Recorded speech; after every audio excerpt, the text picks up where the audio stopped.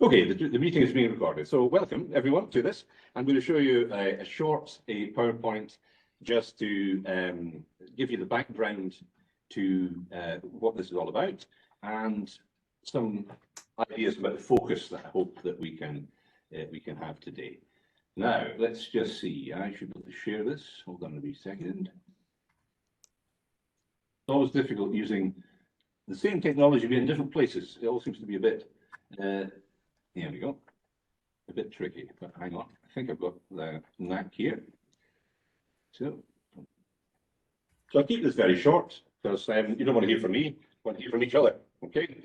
So hopefully you can see that. This is the second in a series of workshops exploring what we imagine the Scottish Islands could be in 2050 and beyond. And each has had a slightly different focus. So first of all, I hope that it's going to be an enjoyable and fun experience because it can be a lot of fun imagining the future. And sometimes people imagine a future that is frighteningly similar to what actually comes to pass. So there's a view of the mobile phones from the 1930s. And you might say, well, why bother doing this if we're looking so far ahead? Well, why not? You know, we're here to dream about what we would like the future to be. So as I said, there are 4 of these. Today's is focusing on language. The next one will be focusing on sustainable communities and will be based in Orkney for that.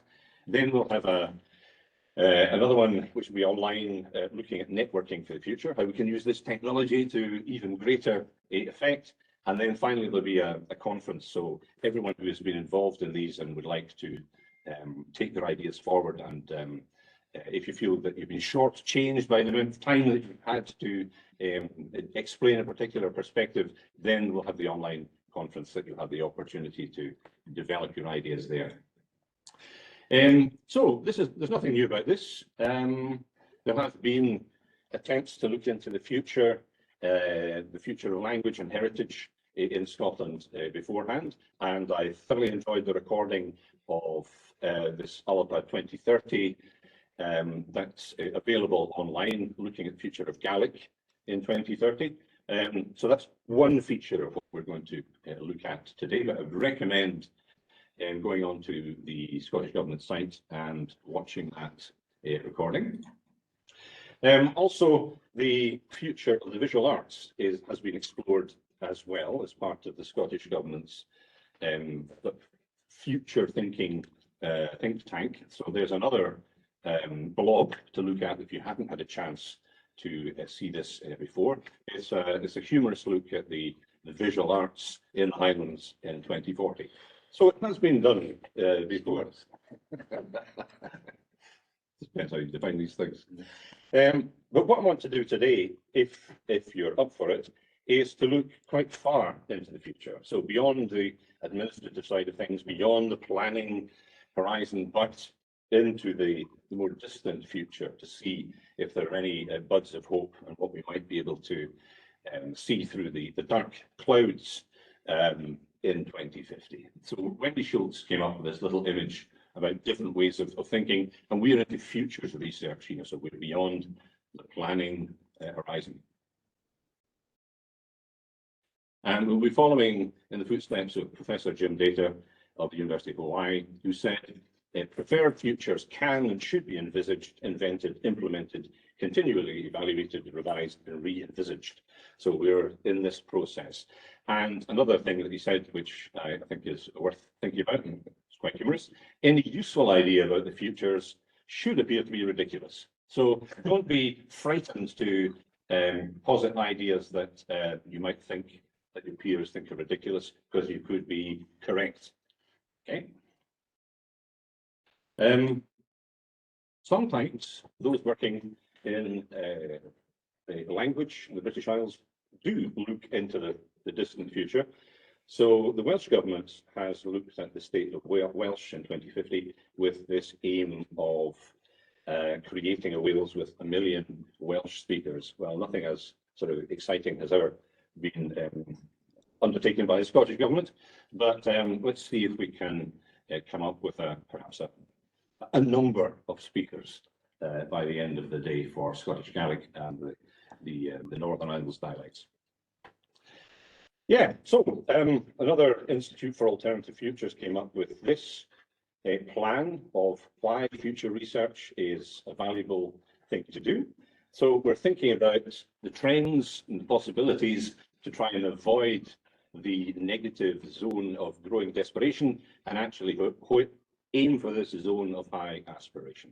So who knows, we might be able to follow that graph in an upward trajectory today. But if we end up heading down, we can always have a beer or something afterwards to cheer ourselves up.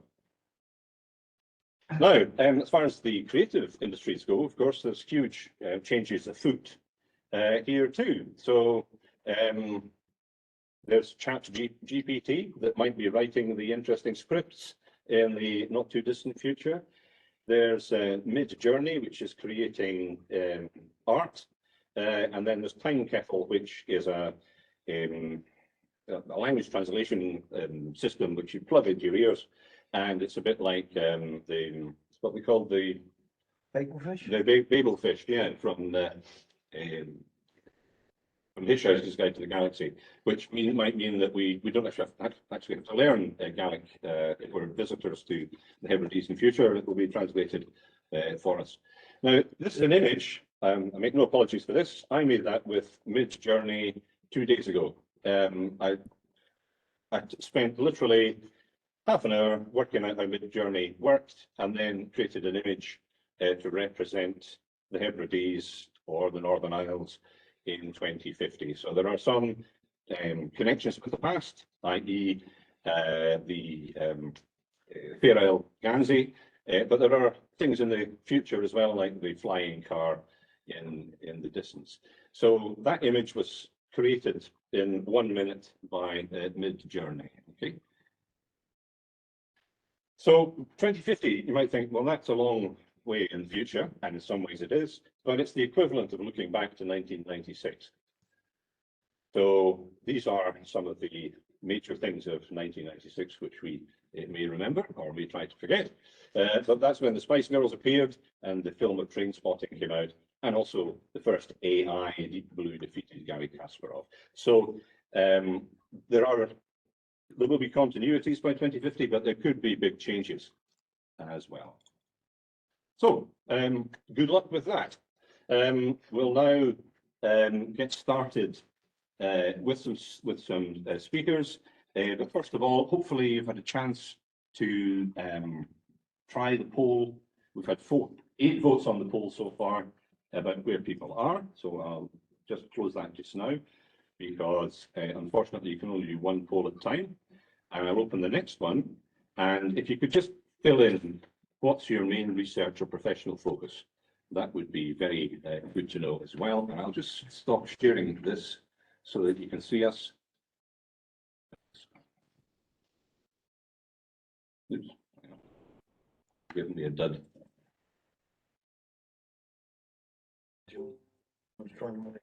That's okay. There we are. That's it. It was the mouse. The mouse had died, but it's come back to life again. So there we go.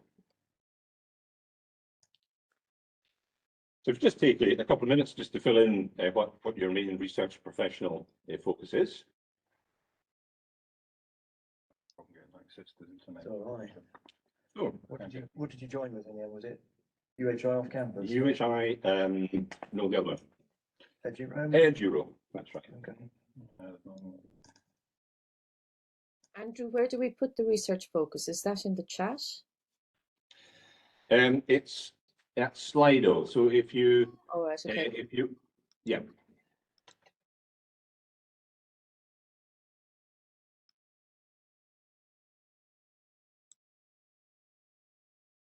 Everyone's concentrating on that. So.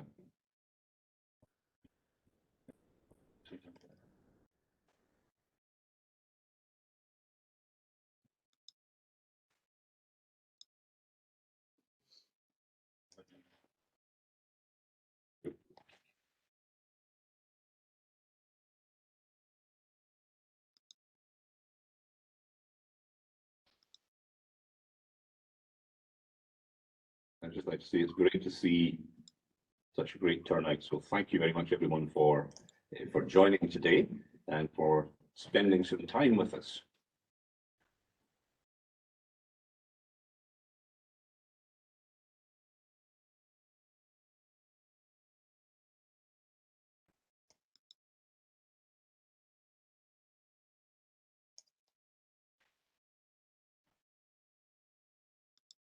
Just a minute or so for this special focus, so you can put something in sound.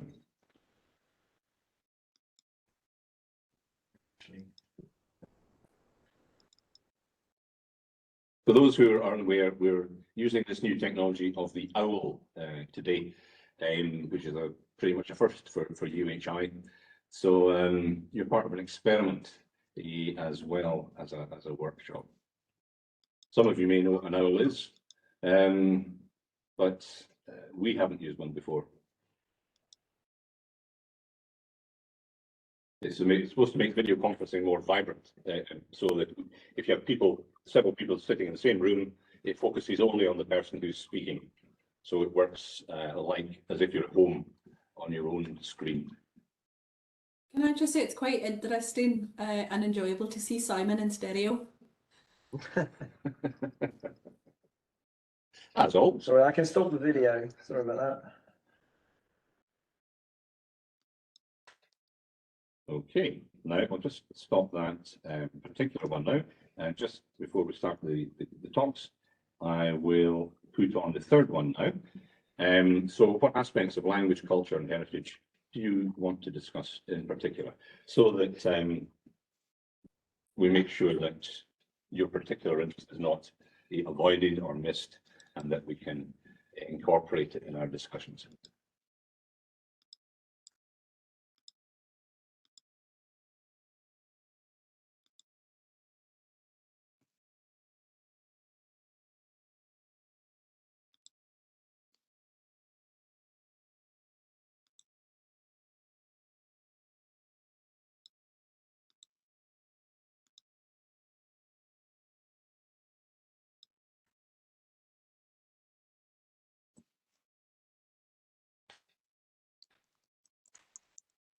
And while we're doing that, to make sure that we keep the time, it would be fantastic if we could have our first speaker. So, Crocker, how are you? It's good to see you on screen. I'm good, Andrew. Thank you very much. Good to see you all. I hope you're all in good form. Will I fire ahead, Andrew?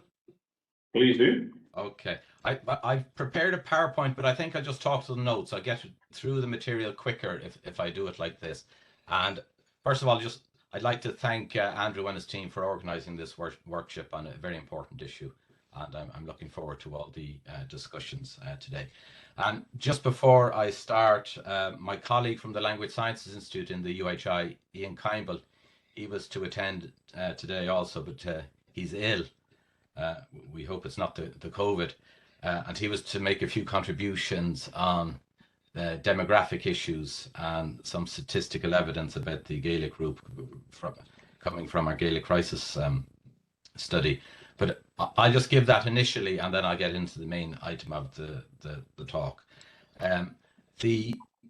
We estimate now that from our Gaelic crisis survey that the vernacular group is now less than 11,000 people in the social geography of the vernacular group, which is mainly in the islands. And this is how the theme today is very relevant to what we're going to be discussing. The critical aspect of that is that the majority of this 11,000 are in the 50 years plus age group. And then if we look at the youth age cohort, the under 18s, that group indicating that they have an ability in Gaelic is now less than 2,000 people. So I think that indicates the level of crisis. The main finding of the book is that, of the Gaelic crisis study, is that under current circumstances, the Gaelic vernacular community will cease to exist in the next decade as a community of speakers. So we'll still be Gaelic in the islands and other parts of Scotland, but we will not have a vernacular community if the current situation continues. Okay, can I start my presentation today with a few academic questions then? Why has the rights-based approach to language promotion gravitated towards A, an individualized neoliberal approach to minority language policy and planning, and B, a consumerist user aesthetic for minority language socio-cultural engagement? The second question, why is much of the official minority language policy and planning in a contradictory relationship with or in a general disregard for the societal reality of minority language, the Gaelic group endangerment? And 3, what are the impediments to an embodied aesthetic cultural interest that is rooted in an engagement with minority language social reality? In other words, why is language promotion not rooted in the societal reality of the vernacular group? I think a lot of these issues can be answered when we look at 4 interrelated challenges. And this is not just to do with the Gaelic vernacular group in Scotland. This pertains to many highly minoritized, endangered minority groups, the Irish-speaking group in Ireland as well. We have a syndrome of language promotion without language protection. There are problems in minority language social diagnostics. There's also the challenge of individualism and sectoralism in language promotion. And fourthly, there's the challenge of ascendancy thinking in language policy. Or I would ask the question, these 4 challenges, have they led to a situation where minority language bodies are implicated themselves in an emerging desocietalized and asocial heritage model for minority language promotion? Now I'll break these down a little and explain them, and so you get a better handle on what I'm talking about. If I can look at the first issue, language promotion without language protection, what I'm referring to there is officially sponsored language revitalization projects, as in Scotland and Ireland, but they're occurring in the context of speaker group decline. It's the irony of language promotion with ongoing language shift among the vernacular native speaking community, or the L1 community. And in this context, we also have language policy agenda, which does not address the socio-political disempowerment of the language minority. So when we take these issues in the round, we're in a situation, if we continue on this trajectory, that we perhaps might have language policy with no language group from a vernacular perspective, of course. If I can move on to this second challenge, this issue of problems in minority language social diagnostics. And what I'm referring to here is that we jump on prescriptions for minority language revitalization, which are not rooted in a diagnosis of the societal challenge faced by the group. Also, we have policy, but it's not enhancing the capacity of the minority to address their own socio-geographic context. In other words, it's not relevant to the society of and the social geography of the speakers. There's a tendency also to gatekeeping in state bodies rather than establishing an equitable basis for the distribution of resources.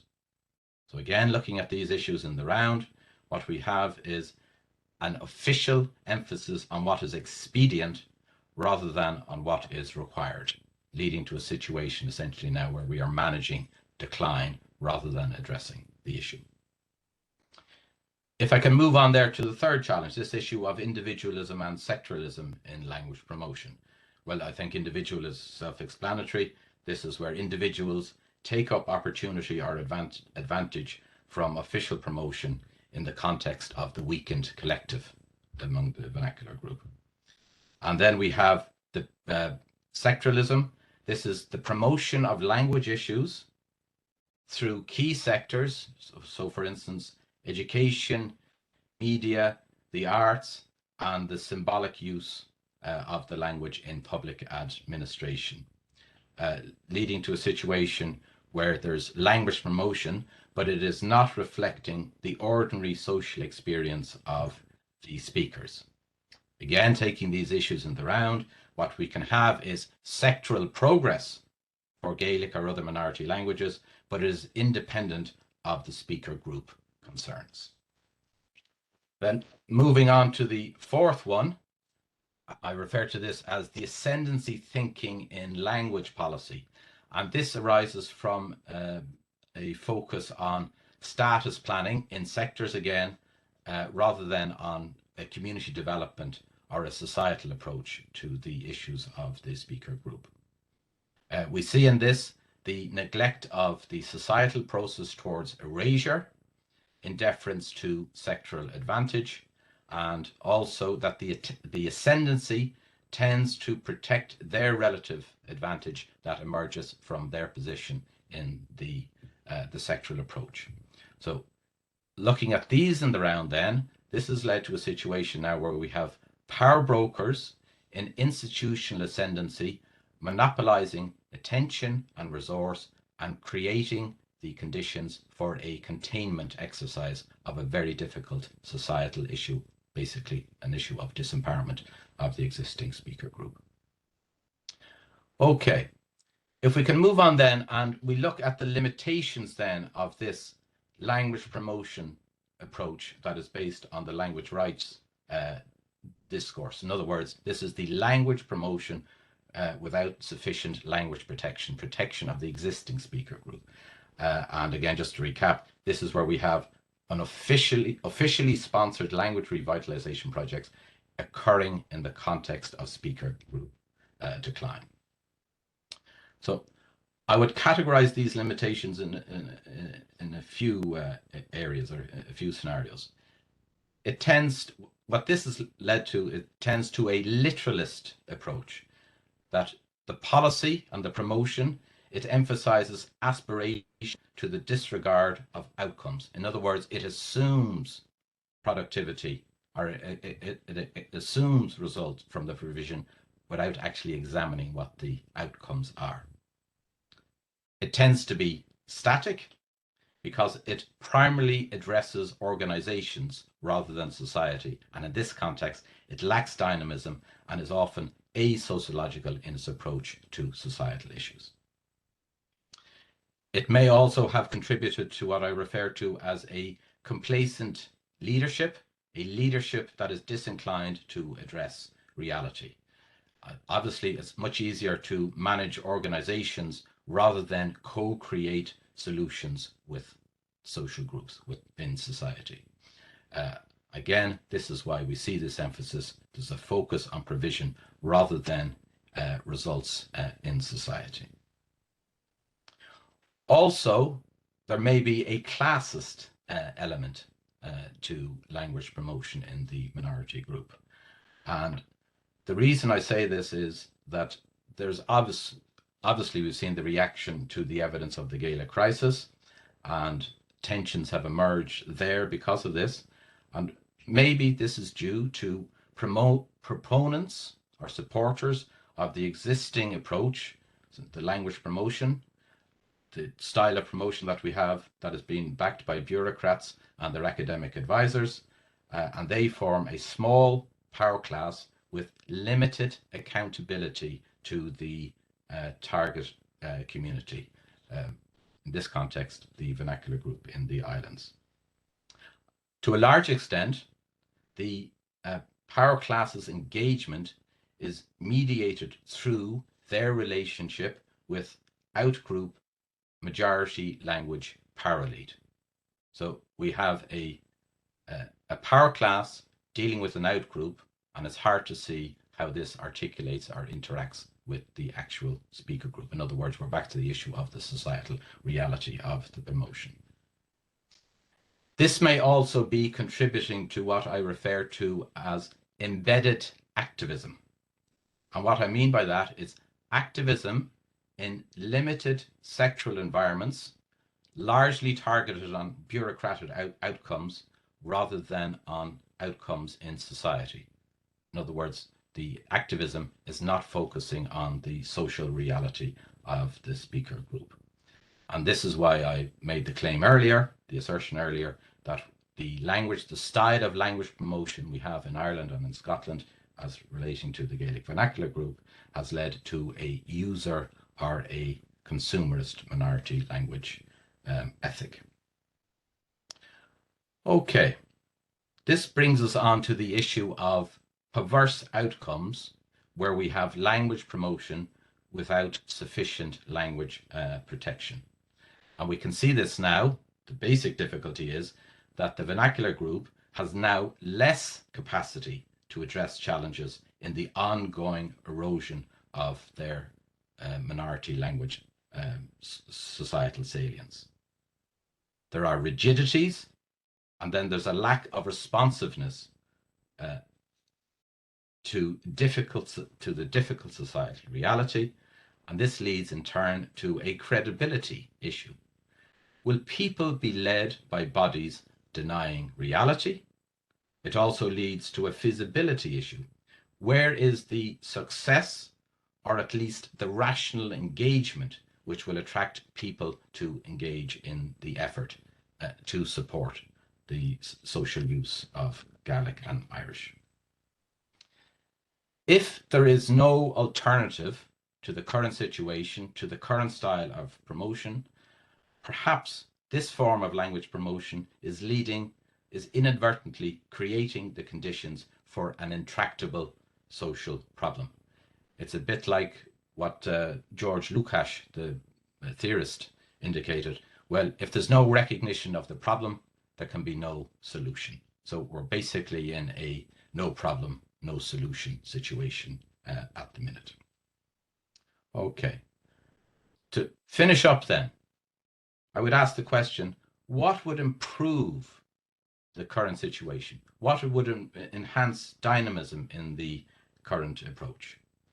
And basically, I think what we need to do is to create the space for an alternative societal perspective that goes way beyond the sectoralism or the official sponsored promotion that we have at the minute. And how would a societal approach, therefore, enhance the existing promotion, in other words, building on what we have? And I think what we need to do three things in this regard. We need to focus on the politics of empowerment for a highly threatened linguistic minority. We need also to pay attention to the socioeconomic and community development needs. In other words, that it's language promotion and protection that is rooted in a feasible and credible sociolinguistic diagnosis of the problem. And then also what we need to do is to develop complementarity between second language networks and second language learners and the first language community. In other words, that we have language protection along with language promotion. If I was to put it in one sentence, basically the priority at the minute, we need to give the remaining Gaelic vernacular group agency in their own context and in their own social geography. I'll leave it like that, and thank you very much for the opportunity to address you today. Thank you very much indeed, Crocker, for setting out the problems and the challenges that we have at the moment and the challenges ahead, and also for offering potential solution as well. So what I've done is I've just started a new poll to get some responses to what you've said and what the others are going to say. And I think we have enough time. I've got this agenda that we've got can change. There's time in the afternoon to move one of the breakout sessions to the afternoon to give people slightly longer to talk at this stage.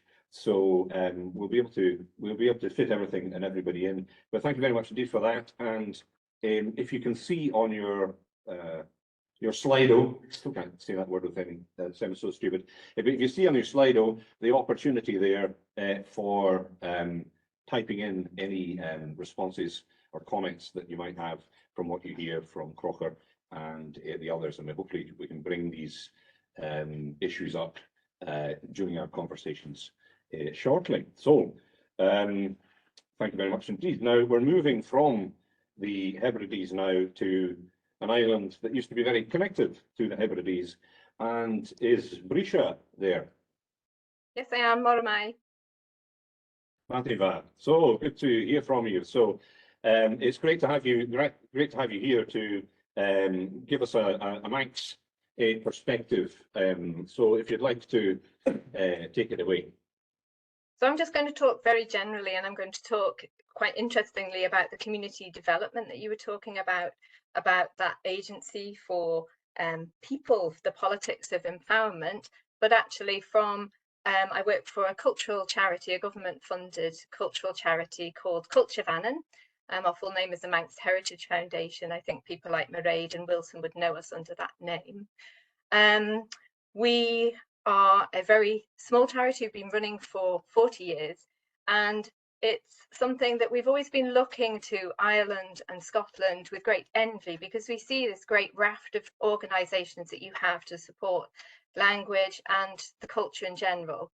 And actually, after your talk, it just makes me think that there is actually an advantage in being small sometimes. So we only have 85,000 people here as the population. And so we are always told there's an economy of scale. So there is one cultural organisation. So we do traditional music and dance development. We promote folklore. We promote the history of the Isle of Man. We promote the language. We promote literature. We promote archaeology, everything. That we have this absolutely huge remit. And in one way, it's very good because it makes us partner with the community, because you can't achieve anything when you're small unless you partner with the people who are actually doing it. So we actually have, I would say, a strong interface, a strong connection with the language community here. The other thing which is very obvious to anybody who has studied languages is that Manx gives you a weird sense of hope, because Manx has been declared dead so many times, it has been buried so many times, and yet it is still here. So there's something of the tenacity and something of the determination, really, which you'll never want to get to the low ebb that Manx was in the 20th century. But if you happen to get to that low ebb, there is a way up. And there's a way up that can rely on lots of different strands, from people learning from the last native speakers, as we had, to new native speakers emerging, and a real confidence. Our organisation does various strands of development work. We put a lot of emphasis on our web resources so that we can reach the widest number of people. We produce lots of short films, online resources. We do adult education in Manx because there's a strong teaching within the schools from the Department of Education, Sport and Culture. So they have a peripatetic team that go around to all of the island schools, and it's a choice. It's not something that's compulsory. So Manx is a choice. And we also have a Bunscoil Gaeilge, a Manx medium school. And that's a primary school, and there's an option then for them to do certain subjects at secondary school through the language as well. So one of the things that we have really worked on in the past 5 years in particular is much more coordination. We're a small nation, but it's still really, really obvious within language communities and cultural communities that it can get factionalized, or it can splinter into different groups. So that idea of working and developing networks is incredibly important, and trying to promote collaborative working, cooperation, rather than feeling that one group is trying to outcompete another. And this is what happens. This is what happens at the coalface.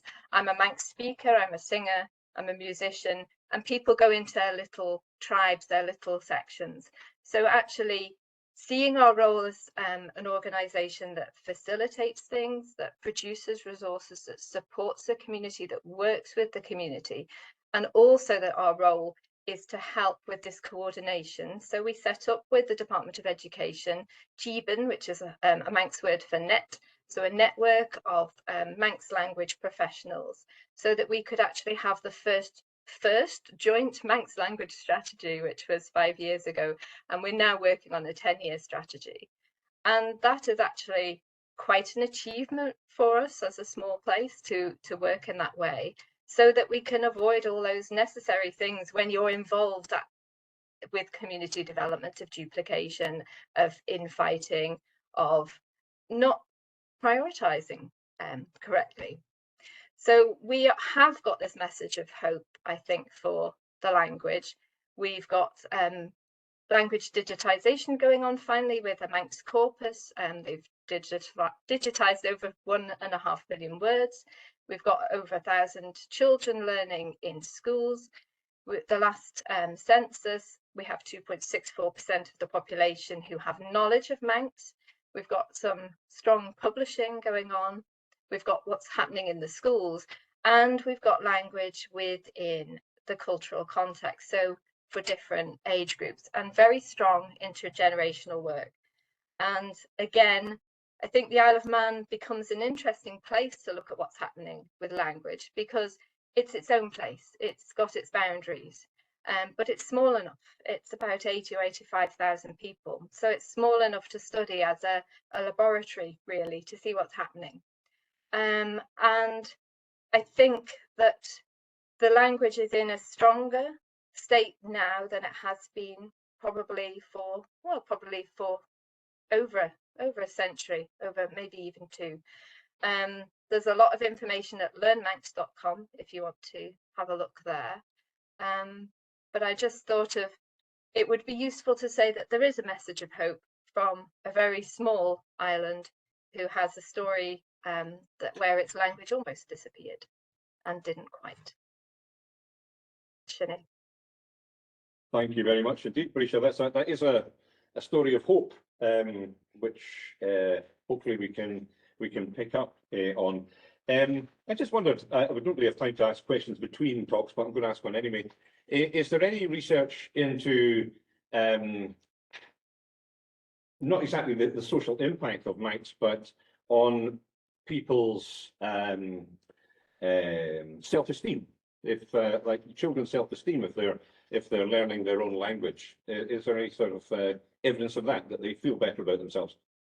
Well, we've got strong academic research going on at the moment. People like Christopher Lewin, who's at Galway University at the moment, and Erin McNulty, who's doing her doctorate, I think, is she at Edinburgh? I may have got that wrong. So we've got that work starting to happen. We've had work research looking at what happens at the Bunscoil Gaelic in particular. We have a lot of anecdotal evidence, and for an island that has always been a crossroads for cultures, a place that people have come to, we always see when you're surrounded by the sea, you're not isolated, you are welcoming people the whole time. That Manx has given people a way of identifying with the island, that it is very open, it's very accessible. And so the late Brian Stoll, who was the first language officer in the schools, he would have children who'd moved to the island the week before, and they would be saying, we must learn our language. It's really important. We are learning our language. So it's that sense that the language can bring inclusivity and inclusion, that way that it is very accessible. So we need more research, but yeah, there's some research going on at the moment that would be good. And Gary Wilson in Canada as well is also working on Manx too. So. Thank you very much. Yes, I know Gary, so that's yep. Super. Thank you. Okay, so we have some language discussion now being generated. We're going to move on to the creativity now, and I'm very pleased that we have Mo from Japan. Mo and I have been working on some things together, including a conference in Shetland last June. So it's gives me great pleasure to say hi, Mo, and please join us. Okay. Good evening, everyone. Sorry, it's already late, the early night for my side. So I prepared a PowerPoint slide. Can I share it? Yes. Okay. Okay, if you can see my screen, please let me know. Yes, indeed. Okay. Quick story short. I have two things to share today, but I have only 10 minutes, right? So one, I would like to share a little bit about last year we've been focused on the topic of island study in East Asia, especially want to talk about the understanding of islandness as well as current island study in the East Asia region. And another topic I will particularly point out the new island tourism development related to creativity and art in Japan. So first, this presentation on behalf of the Small Island Culture Research Initiative. I'm also speak this presentation for Valia, my colleague. Last year, we did our ISIC conference, International Small Island Culture Conference in Shetland with the UHI and Andrew. So this year, we will also planning our next conference on Miyajima, the World Heritage Island in Japan this June. And okay, I will start to talk about the first topic is island study, current island study in the East Asia. So as you might know, East Asia has 5 countries except the Mongolia. There is no island study involved. But another problem of our research for this region is the North Korea, because we don't really know anyone working in that region. So therefore, our study was missing the North Korea. But we managed to find other co-authors from China, mainland, as well as Taiwan, as well as South Korea and Japan. So we found out something very interesting. So first, Japan is at the center for island study in East Asia, even before the World War II. There are lots of ethnographic research. But the understanding of Japanese island study are separate to 3 categories. One category is the root of Japanese island study are the so-called the southern studies of the Okinawan island research. The secondary research recently are very popular, what we so-called the border islands. As you can see the picture on the top, the relatively big scale border island in Japan receive a lot of policy support in terms of the geographically significance with other countries. And my research particularly are focused on the inland sea, especially one of the biggest settled inland sea with 400 islands. It's also called the mini Mediterranean in Japan. So that's a little bit background about Japanese island. So we also have a colleague working on the island study in the South Korea. And after we figure out several important literature, the island study in Korea mainly focuses on the Jeju Island. It's like a Jeju study. And for the Chinese mainland, as you might know, the editor of Island Study Journal already moved to China. For this part, he actually provided a lot of important information. The Chinese island study are relatively new after 2016 and mainly focus on the big island in Hainan before, but recently there is more research about the concept of island city, the urbanization of the island in the Zhejiang province, the Zhoushan archipelagos, and that's the situation in China, mainland part. But for Taiwan, it's very interesting. On the contrary, Taiwan island study is relatively focused on the Taiwan main island itself. It do not really focus on the nearby bordering island. But there is some literature mentioned about the Jinmen, Penghu, and the Lanyu Island around, but the main island study still focus on Taiwan main island itself. So we basically want to answer 2 quick questions: what is how researchers engage with East Asian island study and islandness? It's really a relatively relational concept. For example, for Chinese mainland and South Korea, they consider similar like the Western literature, the sense of insularity and isolation. They consider the neighboring country, even Japan, as an island. But on the contrary, in the case of Taiwan and Japan, they are considered the bigger island inside their country as a continent. And on the contrary, for example, Japan considers the smaller island like a border island around them a remote island. So they have this kind of littoral as a definition.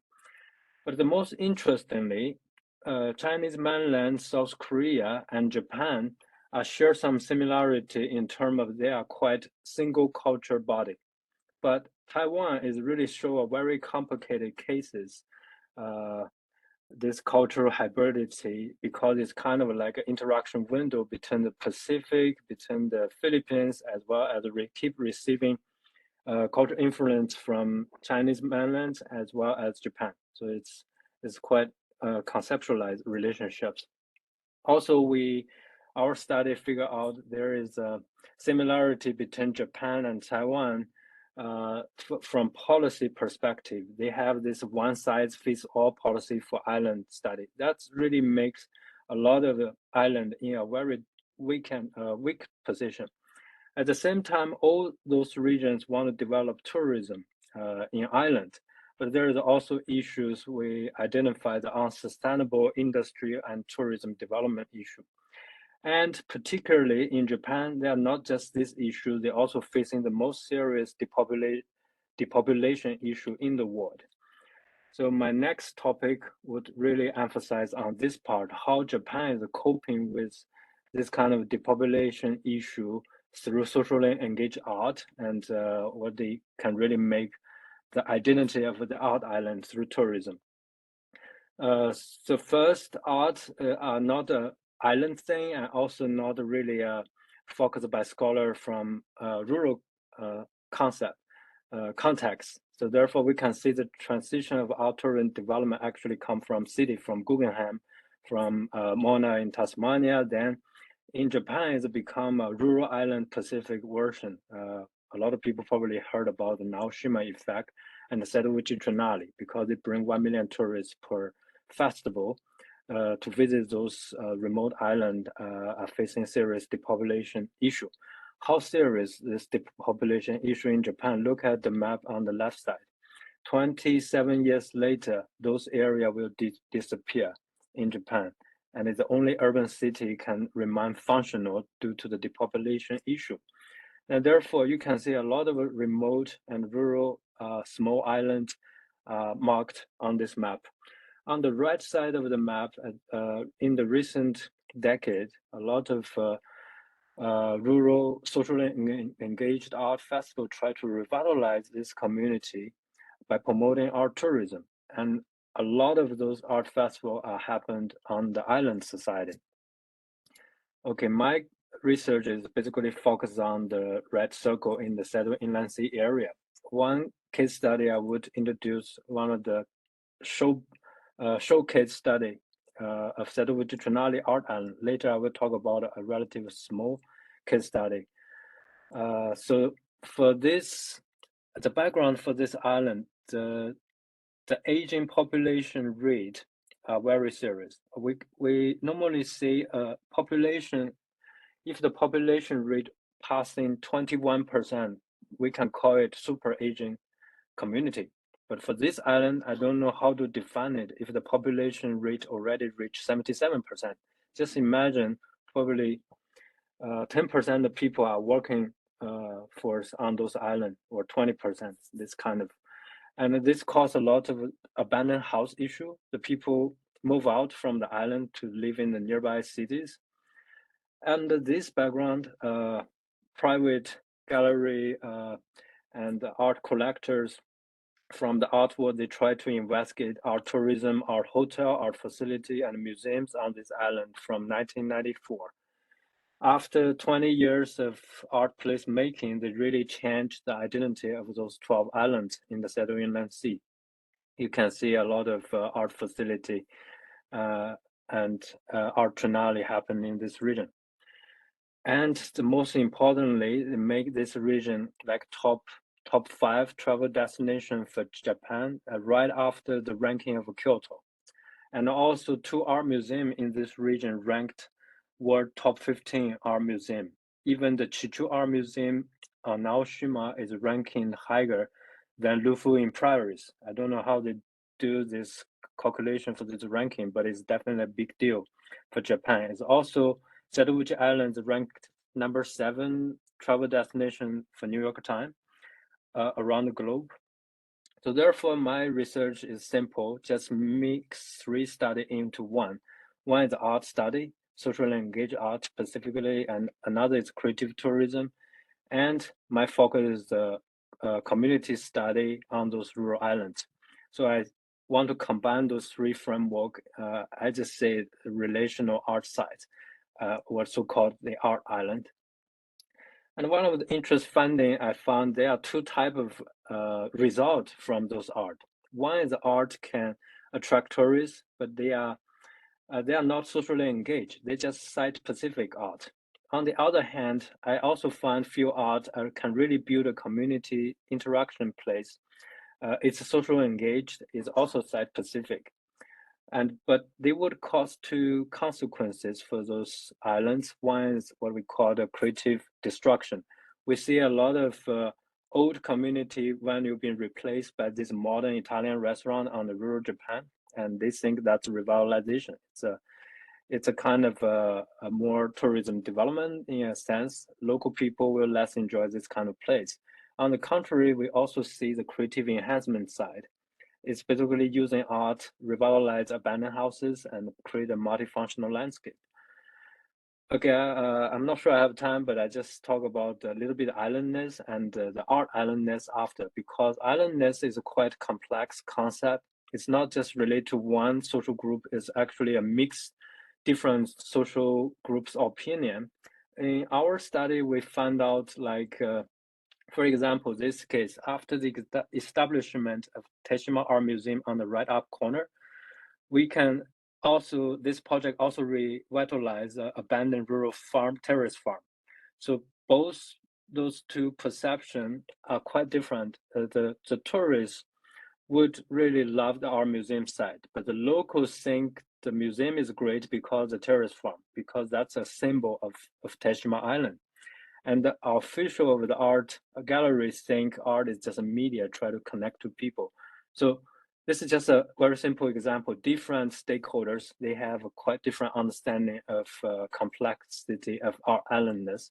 So therefore, it's a very relational concept among different social groups. But anyway, if the art arrive on the island can create a creative power and a new sense of place, it would attract the internal change from the community. So what we call the bottom up and endogenous. But if the art, in some case, we also found out they just bring business opportunity without any local effort on revitalization. So therefore, it also could lead to different scenario. But in the case, if both sides create a co-creation relationship, we can see the art really revitalize the community. And it's actually quite complicated. Each successful case, we also find out different island. Some want to promote art as their symbolic focus, and another want to do only island-based tourism without art. But some islands don't really care about art at all. They want to just focus on their own community quality of life and attract creative entrepreneurs, whatever. Another case study is very small, is also a very populating island, and they don't have any people and effort to attract tourists or immigrants. In this case, just after participating one local festival, after we surveyed 100 people, only 28% are locals. We can really see the disappearing of local culture. Now, if you want to maintain this kind of a festival scape, you highly rely on your friend and neighbors, what we call relational population, to support this kind of local culture. So under this background, there is a small-scale art festival also happened. Because it's small, it's also low cost. We also research this, keep following these studies. We also found out the power of small is a co-creation between community and art organizer. Also is a co-benefit. If the community disappears, the event cannot sustain. If the event is not sustainable, the community also facing the depopulation issue. So they have to work together closely. Therefore, we also conduct follow-up research after the COVID. At 2020, the festival was canceled, but you can see at last year, 2022, the festival expanded double than before COVID. So we really find out the small is more resilient and low cost and flexible and multifunctional. Anyway, if you want to know more about this project, last year we launched a series documentary film for this case study. You can also find out from the CCRI website. And in the end, I just give a 2 example. I actually have more example to really demonstrate the big scale exogenous and small scale endogenous development on 2 different art islands. But my overall concept is really want to connect socially engaged art, creative tourism, and island study into one big framework, what I call creative island tourism geography. But just for answering today's agenda, I prepared some takeout point for everyone. So for the first question, I think under the depopulation background in Japan, the new concept of creative depopulation really matters, since we cannot really bring the population back, but at least we can do something to create better quality of life for both locals and tourists. Therefore, a relational art space on the island is happening.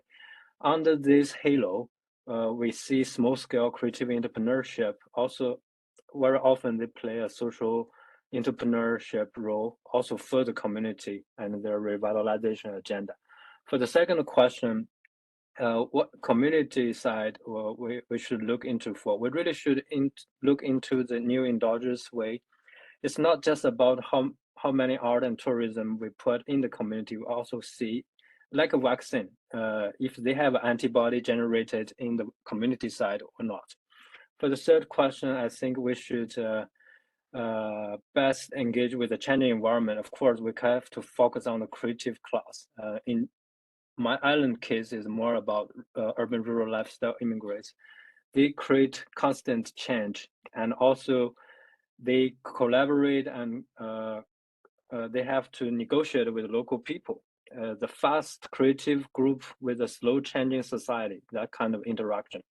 So for first question, how can large scale development observed by small community? My first case study is a very big art festival. It's a national level funding festival with 1 million tourists every year. So under that case, we see very dramatic change. Also, it's influenced the nearby region. But 2 most important things is must be community socially engaged. If not, it's just art tourism development with under the name of art. And also community must involve with the co-creation process.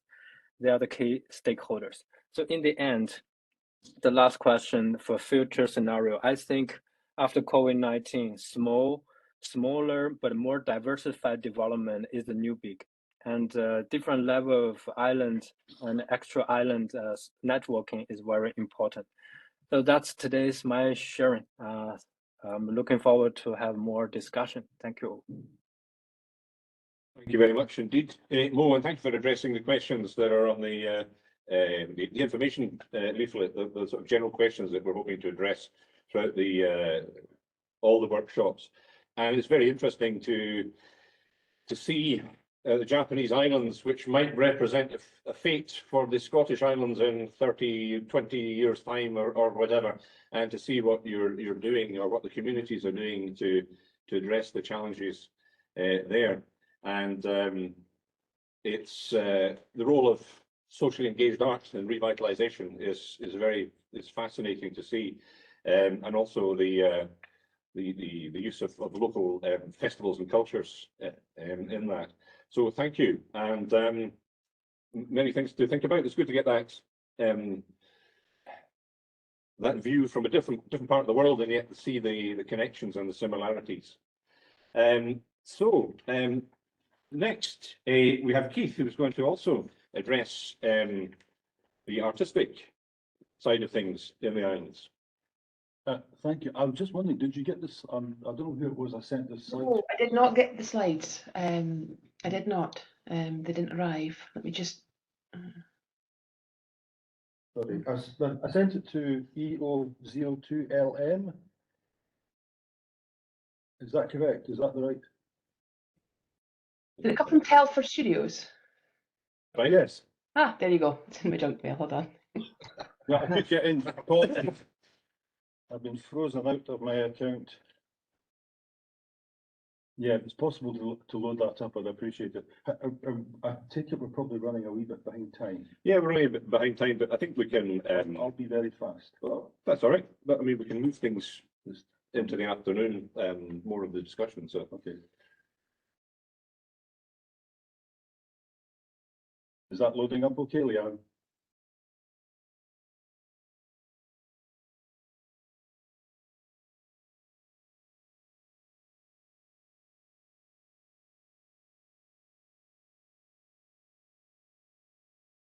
I would imagine it must be.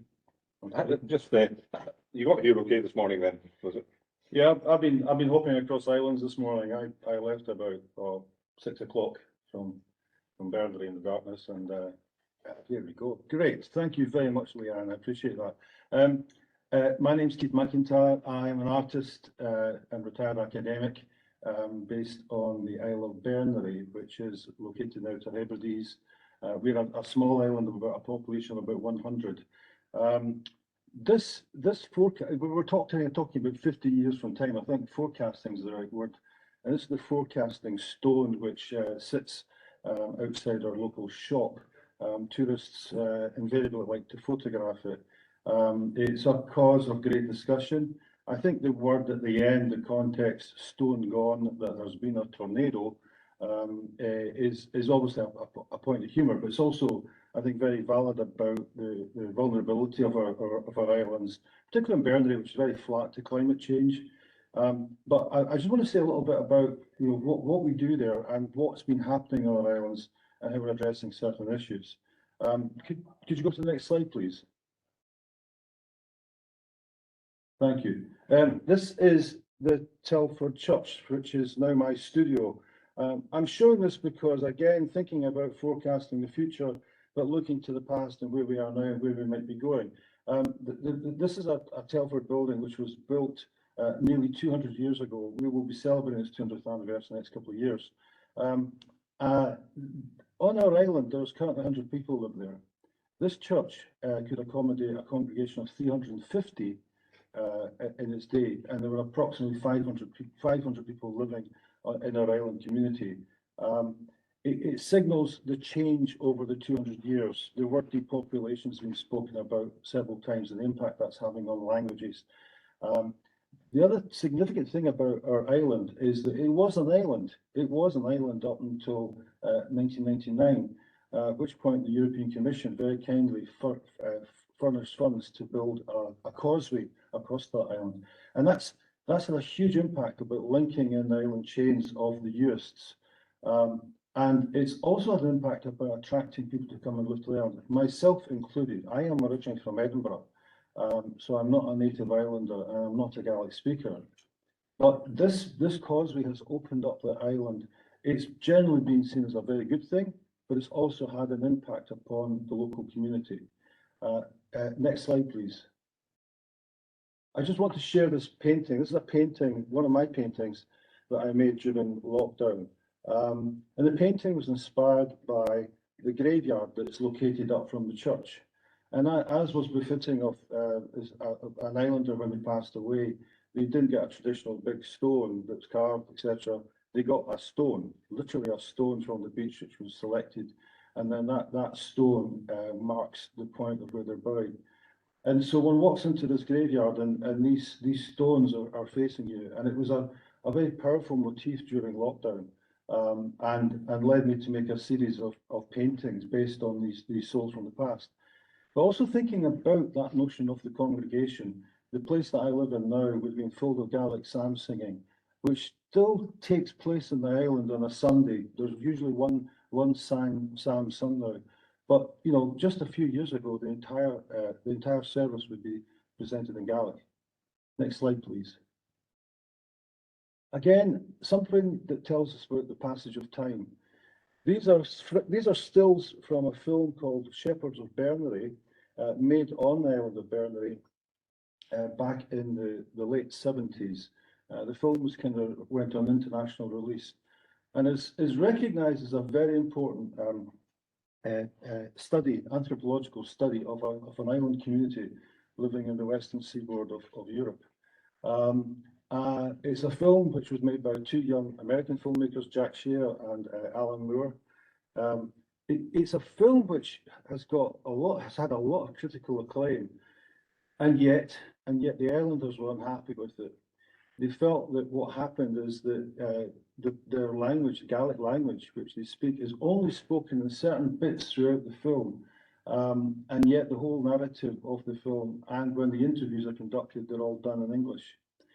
This film was kind of made, about 45 years ago. So this 50-year period that we talk about is really, really useful.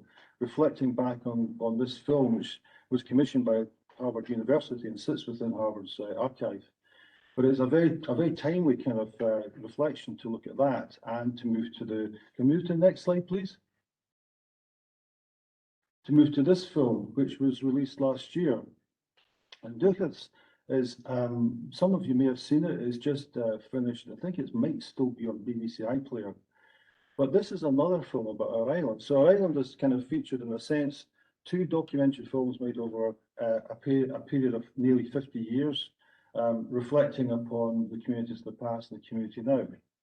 The key thing about this film, and I believe Kirsty MacDonald's going to be here this afternoon, one of the directors in the film.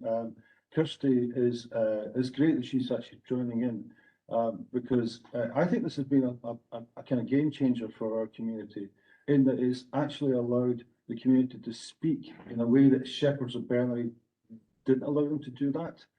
The voice of the community, their concerns about the culture, their Gaelic language. I think about 60% of our community speak Gaelic. So it's a very poignant, very timely film to come out in the light of this discussion. But it is a film which, in it's spoken about, it does look back rather than necessarily looking forward. And the concerns are moving forward about what will happen to Gaelic, and clearly a passion from the community. What do they prefer? Well, do they prefer a causeway which links them to the bigger communities and allows them to go to the shops and to get to the hospitals quicker? Or would they prefer Gaelic? And they would prefer Gaelic. I think that's really quite significant. Next slide, please. This is Teicersova. Teicersova is a museum and arts centre located in North Europe. And to be absolutely honest, Teicersova is the reason that I moved to the islands. It's a centre which has art galleries, focuses on heritage. It's also an art school, and it was the art school that attracted me out here. It plays a vital role in terms of supporting the Gaelic culture within the North Uist area. Down in South Uist, quite a big investment's been made in a resource called Roxolia, which is part of the home of Keolis. And that's Keolis, really big organisation focusing around supporting Gaelic culture, language, music, and dance. And this thing about Roxolia is a huge kind of quite a major piece of infrastructure investments being made into that space. Phase 1's complete, and phase 2 will be embarking on it soon. So that infrastructure funding to build these places, it has been happening. The next slide, please. The key thing about what happens at Teicersova is that we have been bringing in artists, musicians, writers from across the world, but with a particular focus on those who are interested in ecology and especially language and how language works, and not necessarily in a kind of purely linguistic context, but language as in how does sound work, how does visuality work, our experience of different types of aesthetics. I think this is really critical to how we operate and how we're thinking of the future. And I was very, very interested about what was said by a colleague in Japan about this symbiosis that people have with a landscape, the symbiosis with place, and the importance of that, the linguistics based in that space. It's a thing that is attracting a lot of artists to come and live and work in these islands. But it's a challenge. I'm not saying art's got I don't think art will have the kind of the problem of solving the decline in conversational Gaelic within our community. but it certainly is it's an activism that's going on by people being attracted to come into the islands. Next slide, please. And that's happening. My experience of working with UHI, it happens in different places in different ways. The work on the left is a piece by the artist Donald Urquhart that was commissioned by Tai Kersova. We have these passing places all over our islands for cars to pass, and he subverted the normal passing lane signs with these images. Equally, the character on the right, known to many of us as Brian Peterson, who works with colleagues up in Shetland. I think is he not a councillor now, or He's deputy, yeah, he's deputy yeah. kind of boss Yeah, of yeah. the council. But Brian made a film a few years ago that many of us know, looking at Shetlandic dialect, the A to Z, which is I think a great way to actually introduce people. They've done it in a very humorous kind of slapstick way, but there is a powerful message within how he has actually used visual media and sound to actually to get message over. Next slide, please. And the impact of artists coming here. This is the artist Ken Curry, who's just presented a really major show of paintings in London. And these paintings have been inspired by coming to visiting the islands, the Highlands and Islands, over many years. And through his research and focus, this quite substantial portfolio of work has just been presented. The exhibition was called The Black Boat Convata Du, and inspired partly by the work of Solomon Clay, but also from visits and from reading literature and from actually talking closely to Gaelic scholars. The thing that is interesting is that here's a major portfolio of work that's been shown in London, and again through this type of activism that art can do, is creating a lot of discourse about where this work is coming from. Next slide, please. And then we get this notion about how artists operate. And as an artist, sometimes I feel part of a minority community. And that's fine, that's fine. I was struck when I was going back and forward to Shetland, there's a very good artist there called Paul Bloomer. But Paul Bloomer brings to that island, and I think he still presents a radio programme talking about his passion for Northern Soul. Northern Soul is a very kind of obscure kind of genre of music. But I think this kind of signals what is so special.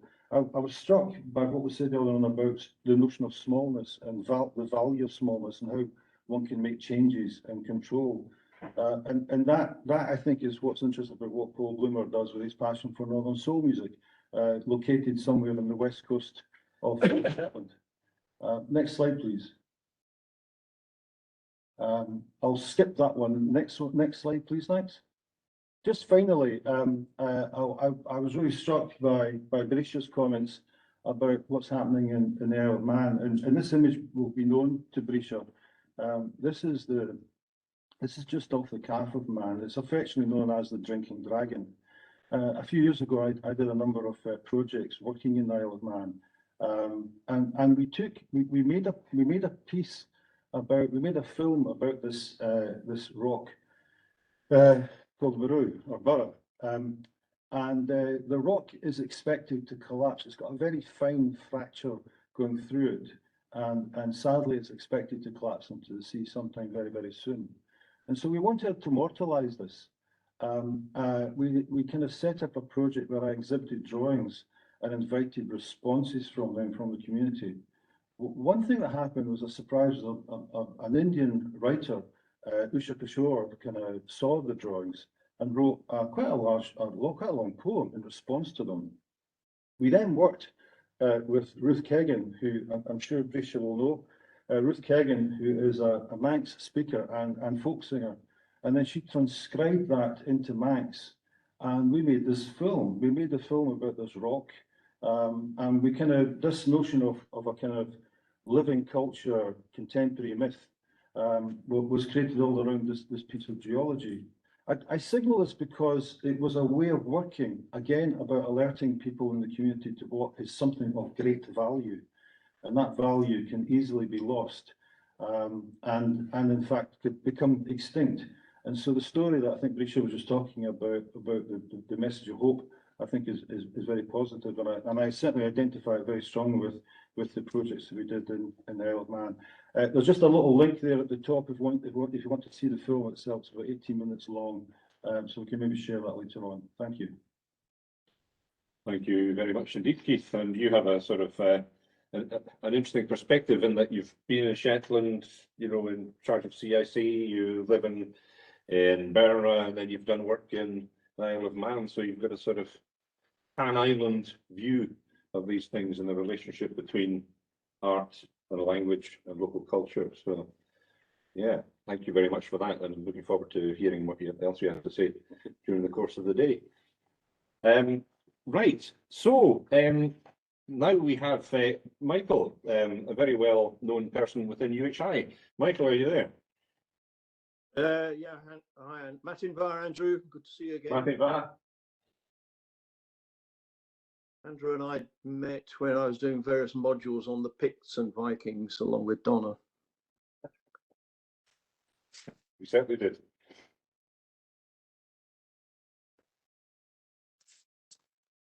Right, do you want me just to get going, or? Yes, please. Yeah, that'd be great. Well, it'll be very clear that I'm not an academic and there's no overhead, so you just have to put up with me talking with my voice, which changed post-COVID.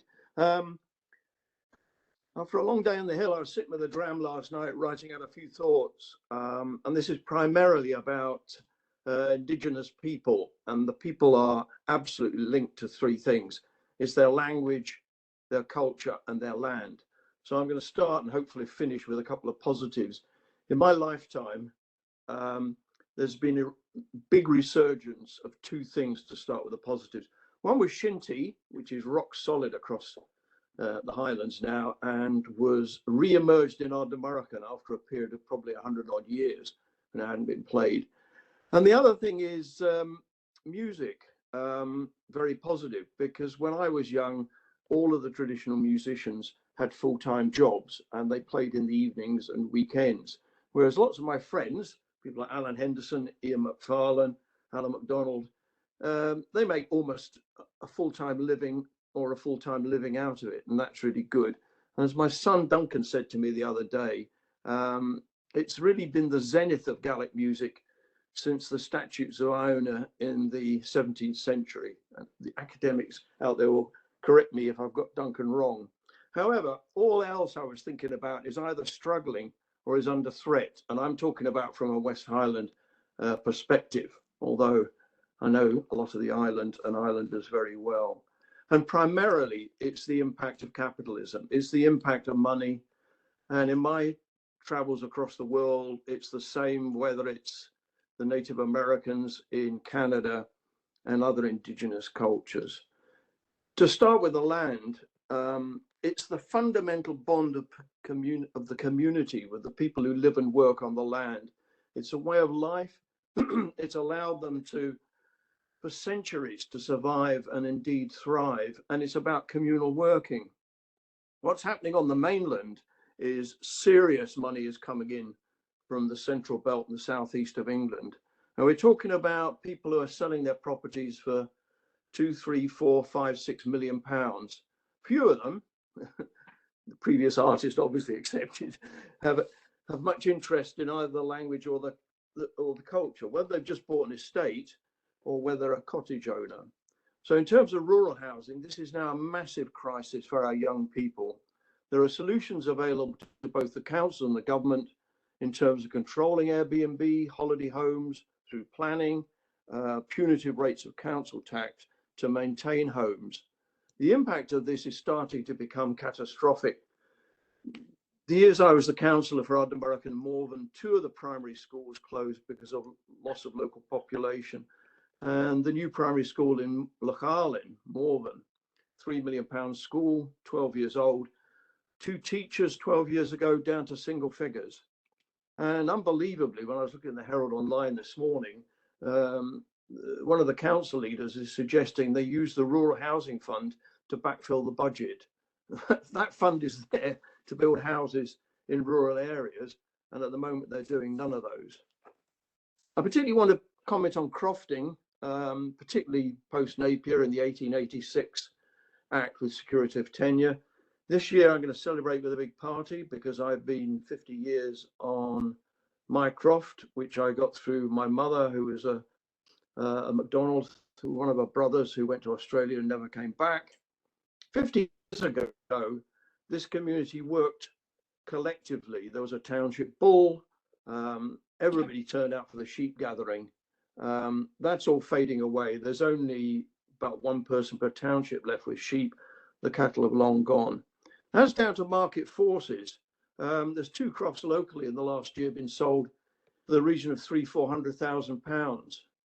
And these are houses with a small, sorry, these are crops with a small house on them. Crops 50 years ago were being bought for £100, or like me, you got it through the family, or somebody was burnt out and you put them up for the night and they left you the croft. The market forces are seriously impacting on crofts. The owner-occupied crofts, there is no assessment as to whether you're fit, however you define that term, to be a crofter. You just buy it. The Crofting Commission has no control, and it's a wee side issue for me. But there's a thing some of you will have heard about carbon trading. However, the carbon trading is available for wealthy absentee owners, but they're not available. It's not available for crofting tenants nor grazing committees. So in a world where the government talks about just transition, that's about the most unjust transition you can have. So there's major need for land reform, not the we at the margins that the current government's talking about, because that's required to safeguard rural populations, particularly rural crofting populations, from the issues I've mentioned. In terms of Gaelic, my MacDonald grandmother could read, write, and speak Gaelic. I had 2-hourly readings in Gaelic from the Bible when I was in my early teens. Didn't always appreciate it at the time. I'm surrounded by Gaels. Both my wife and both our sons are Gaelic speakers. And Conker at the beginning of this talk was talking about one of the things that are to be lost in terms of the vernacular community. And whenever I'm out with my family at an event, because my Gaelic is very limited, I should have done more about it long ago. It's like looking through a window into another world. You hear the noise, you hear the music, you hear the people talking, but you're not really there. And it would be an absolute tragedy if that will disappear. 2 of the things I've run up against in my time, I was really fascinated by place names. I always have been. And I started with Argar and then rolled on to Ardmurchan and more within the Malig Road, putting up bilingual signs. The positive thing was you suddenly understood the place names, the richness of the place names, where you saw the original Gaelic. The irony was what I call bastardized, phoneticized names, which somebody had made up in the past. I've never experienced in my entire life anything as visceral as the hatred they expressed putting up the proper Gaelic phrase. Just as a throwaway, I once stood up at a council meeting because somebody was ranting on about it was a danger in terms of road safety. And I said, anybody who couldn't cope with bilingual signs, because they had them long ago in the Western Isles and they were steadily encroaching across the Highlands, I said, should have their car keys taken off them and gently taken home, because they clearly had a mental health problem. That resulted in me being reported to the General Medical Council for insulting people with mental health problems. I was only a GP for over 30 years, so that was the last thing on my mind. But it's that visceral hatred of actually returning a place name to what it was, rather than what somebody thought it should be 100 years ago. And it's that sense of other. It's somehow a kind of threat. Very hard to understand, but it was visceral and strong. The other thing I was heavily involved in was the rollout of Gaelic medium education, starting with 3 Gaelic medium units in Lochaber, followed by 3 schools across the Highlands, against huge opposition, entrenched, bitter opposition. The school board in Harrock were going to opt out of local authority control. They were so determined not to have a Gaelic unit there. And again, when I was young, Harrock was full of Gaelic speakers. And recently, friend of mine, Bruce Robertson, Director of Education, took us 6 months, assistance of Kate Forbes' team. But the analysis on Gaelic medium education was that we needed 225 teachers in the next 5 years to basically deal with current and expected demand. And it's very interesting what Conker said at the very beginning of the meeting, which is if you don't understand you've got a problem, you won't come up with a solution. And what Bruce and I have run into in the last 4 or 5 months is that whether it's the civil servants in Edinburgh dealing with Scots and Gaelic, whether it's Bord na Gaelic, or whether it's the Highland Council, they are all in denial that there is a problem. So the school in Harrickle, which has got everybody from preschool up to primary 4 in the Gaelic stream, the default option, because there's a shortage of Highland of 15 teachers, is they're taught through English. Now, what does that do? I'm going back to my comment about confidence and place names. What does that do for the confidence of the children, the parents, and that community if that's the default option without the people, as Conker much more eloquently said than me, aren't doing something about a solution? So I've always been in favor of positive discrimination. I know it's not politically correct. Positive discrimination in favor of Gaelic. It's to do with financial incentives. It's to do with different training mechanisms. It's to do with dealing with the drop-off between primary and secondary school. And it's the vital importance, while they're still there, of intergenerational transfer and communication. Finally, I'm going to finish on a positive note, and I'm sure there are people here from South US, but I was over there for several days with my wife in the autumn, and it was my definition of a vernacular community. Everywhere we went, people were speaking Gaelic. I went to a piping recital at Ircha, which was tremendous. Got a dram at half time, which was even better. Whole event conducted through the medium of Gaelic, which for those who couldn't fully understand it, you could certainly follow it. It's also an island, and there have been faults, which is controlled by Storrs US, so the island owns the island, and I was in the periphery of being involved in the building of Crochsolia, and that's a real testament to the determination of a community to get on and see something done. It took time, it always does, but I'll end on that positive note, Andrew, and I hope that's been of some interest. Thank you. Thank you very much, Michael. Yes, indeed, hugely interesting, and it's good to finish on a positive note. But thank you also for pointing out the connection between language and culture and the land and economics as well, the big challenge that affects all island communities trying to maintain their populations. So thank you very much indeed for that. That's some definitely food for thought, which we'll pick up on later on. And now we're moving on to another friend, Hybert Falsett, who has talked to my students previously about Gaelic promotion in Nova Scotia. So, Hybert. In Wandra, I'm Gamatocha Viner Miskanju, agus Kiatinger Sana Huria Huku, Gansana V. Brian Reeve Emma Kusper and Jew, Hulashina Hort, the Grum Gamor. I've really enjoyed listening to everyone's contributions today, and I know we're close on time, Andrew, but I'm very grateful for the invitation to speak. From my own perspective, I mean, I've got some slides, but I might just leave it open as a bit of a conversation of where I'm coming at from my current work as a folklorist and an ethnologist that owes a great debt of gratitude to the communities that I have been able to engage with through participant observation, through learning, through mentorship.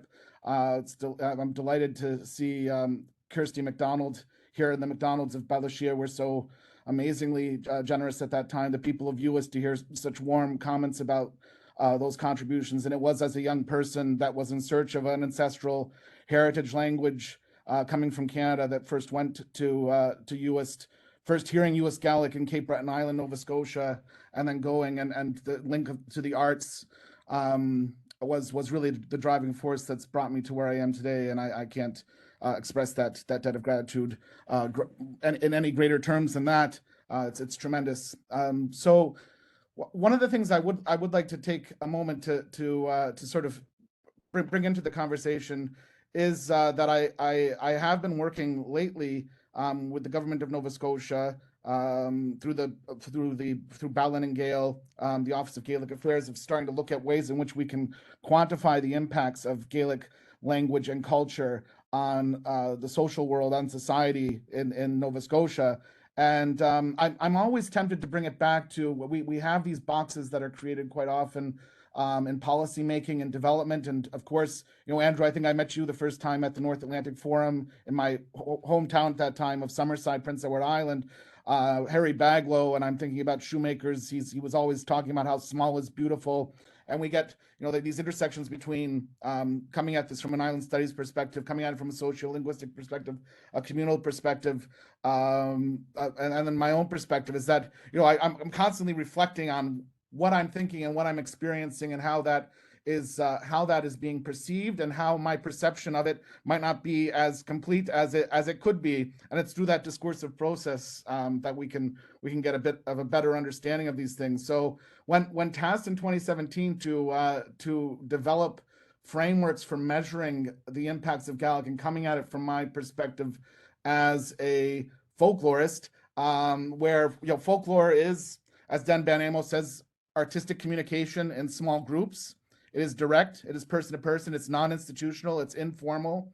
It is something that is born out of intergenerational experience as well. And we look at that dynamic. The word heritage is being used today, but if we consider the term Bioladish, is that idea of an oral report of something, but it was being used as a direct translation by those that were translating the Bible in the 18th century in Perthshire as a cognate with the Greek concept of peridosis, of passing something on to someone else. So this is that direct communication. So how do we capture that when we're speaking to individuals that don't have that immediate experience in the community of the lived experience of what has happened, what has transpired, what the barriers have been to access? And one of the things that I found most interesting is that when I went to return from studies, graduate studies at Edinburgh back to Nova Scotia, and models were being brought in at that time from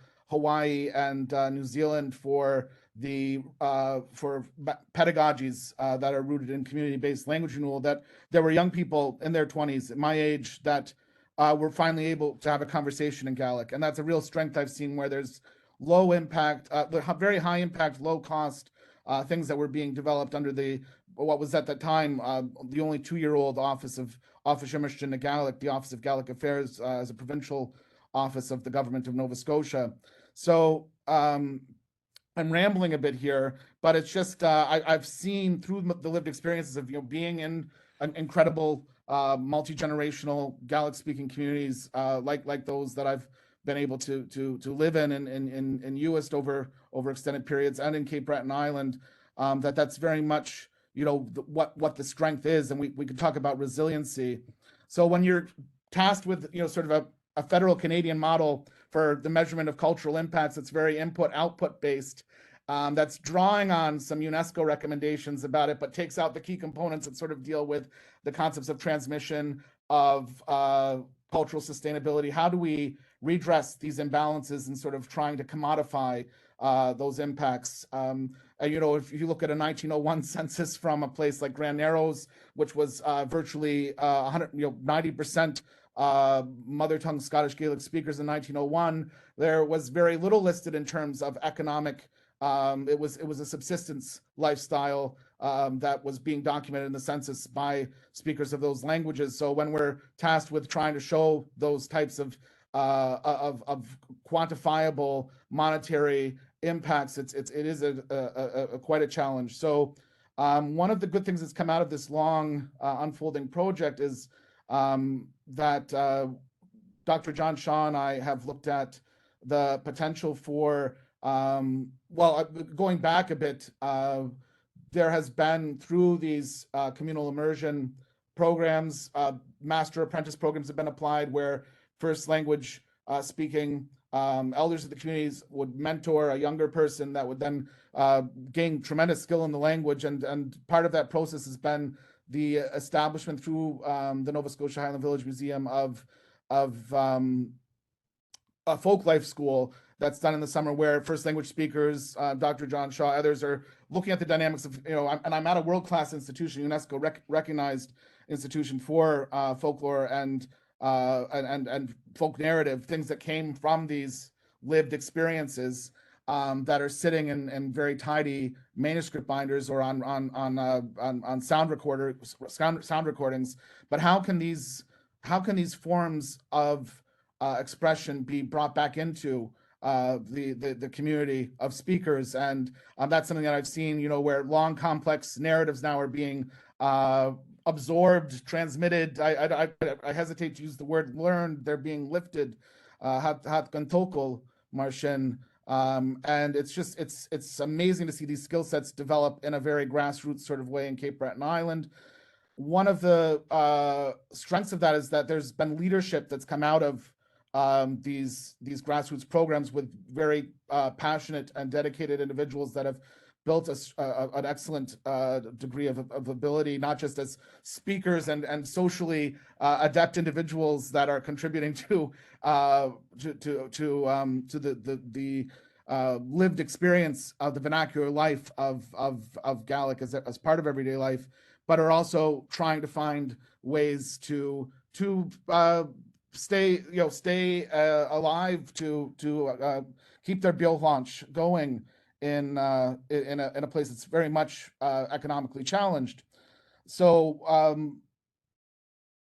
as an ethnologist, we want qualitative intersubjective data sets that we can unpack through reflexive lenses that can really help narrate those quantitative data sets that policymakers, government, NGOs are so fond of using as the way to tag larger trends on. So we're currently in the process of developing a project called Brias Beryl that is looking to engage with these leaders that have come through these grassroots programs in getting trained in ethnographic research methods, participant observation, and qualitative research development to go and record their own narratives and experiences through both autoethnographic lenses and then going out into the community and speaking to those who have contributed to their own knowledge acquisition as a key process in documenting impacts and contributions of Gaelic as part of a wider culture cycle. So I might just stop there. I think I've just sort of talked on for a bit too long there, Andrew, but I'm really looking forward to the discussions. I do have another meeting later this afternoon, but I'm hoping I can at least make it to one of the breakouts. So thank you again for the invitation. Thank you very much, Tiger. It's good to hear all that, the enthusiasm in your voice as well. So we look forward to hearing some more about that shortly. Now, we've understandably spent some time on Gaelic, and so we're going to move on to the Northern Isles now. And Vivica, who is a linguist and now lives in Shetland, has been doing some amazing work with Shetland, the Shetland dialect or language, as she would define it. So if you're there, Vivica, it'd be lovely to hear from you. Well, I'm here. I can see you. I don't know if you can see me. It's always a connectivity issue, of course. Yes, we can see you. Yeah, so thank you for having me, and in a way this ties in with the previous presenters, drop-wise. My project here is to document and describe Shetland, and as an effect of COVID, really, we went online, but it's also a way for me to make academic research accessible. So that we, to get out of this cycle where we do all this research, but it keeps being spoken about within our little group. And this is a way for me to make the research accessible. So I would like to just, when we emailed about this, Andrew, you suggested not slides, but just essentially show the website, our online outlet for the project. So I'm going to try and share my screen. Right. Can you see my stuff? So what we do is essentially whatever we do, we put out bilingually to show by action that Shetland is as viable as any other variety. It's as structured as any other variety, and the more I the more I document it, the more I describe it, the more data I get in, the more I see how distinct it is and how the mixed ancestry is still very visible in Shetland, so that it, as a typologist and as a contact linguist, it's coming to match the label mixed language, such as, for instance, Michif, much more. I'm seeing how it's matching that much more now that I get my data in than I realized when I started out. When I started out, the received wisdom was that this was a fairly distinct dialect of Scots. But the more I look at the grammar of this language, the more I see how it really conforms to a mixed language structure. And it obviously is formed out of it's a contact language by any definition, because it emerged through contact. So, you know, that is sort of the default definition of a contact language, which we can establish right now that no, English is not a Creole. It did not emerge in the same way as Creoles do. Sometimes that's claimed. It's a high contact language, whereas a language like Shetland and Michif and so on are contact languages, in the sense that they emerge because of contact, and they have a mixed ancestry. And this mixed ancestry is still visible in the structure of the language, not just in terms of vocabulary, but actually in terms of the grammar. So this is essentially the output of my project. You see that the default is always Shetland. So this ties in with what Michael was saying. You know, in Shetland too, the default tends to be English, standard English, but we're making Shetland the default. So everything is in Shetland, but you can opt for English if you want to, just like it would be with a Swedish page or something. The default would be Swedish, but you can opt for English if you don't speak Swedish. So we give basic information, basic facts about Shetland. And one of the first things that I had to do for pragmatic reasons was to develop an orthography so that I could analyze my data. My data consists of about just under 400,000 words of oral history recordings, plus interviews of contemporary speakers. And obviously, since COVID, most of that is participant observation rather than interviews. So we developed this orthography based on the two core linguistics principles of phonetics and of etymology, but with tying in with Digitalk, the intuitive written Shetland. So Digitalk, as defined, is the spoken language that happens to be transmitted with a gadget. This is now possible and is a worldwide phenomenon. It's a safe place to use your stigmatized language, marginalized language in a written form. It happens to have to be written because text messages and so on are through gadgets, but it reflects the spoken language intuitions. So those intuitions are also built into that spelling system. And Digitalk is very prevalent here, where people are taught for 9 years, for the last 200 years, they've been taught to read and write in English. But in Digitalk, Shetland is used a lot. However, everyone has to fight against the English autocorrect and spelling predictive text in keyboards. So we contact the Microsoft SwiftKey team and secured a place for Shetland in the Microsoft SwiftKey keyboard. So I'm kind of giving you the procedure in chronological order. So we did that. And in order to do that, we had to isolate long language word lists for the keyboard to have. The keyboard is intelligent, so it'll learn the behavior of the individual user, and it'll also build the database of the vocabulary. Having done that, we then created a Shetland Wordle based on the word list that we submitted to Microsoft for the keyboard. So we launched that a little over a year ago, and it's still being played apparently every day. For the first anniversary, I checked the statistics. We've had by now over 18,000 unique players from over 100 countries. and the actual visits to the site is obviously higher because players return, so it's over 100,000 visits or something like that.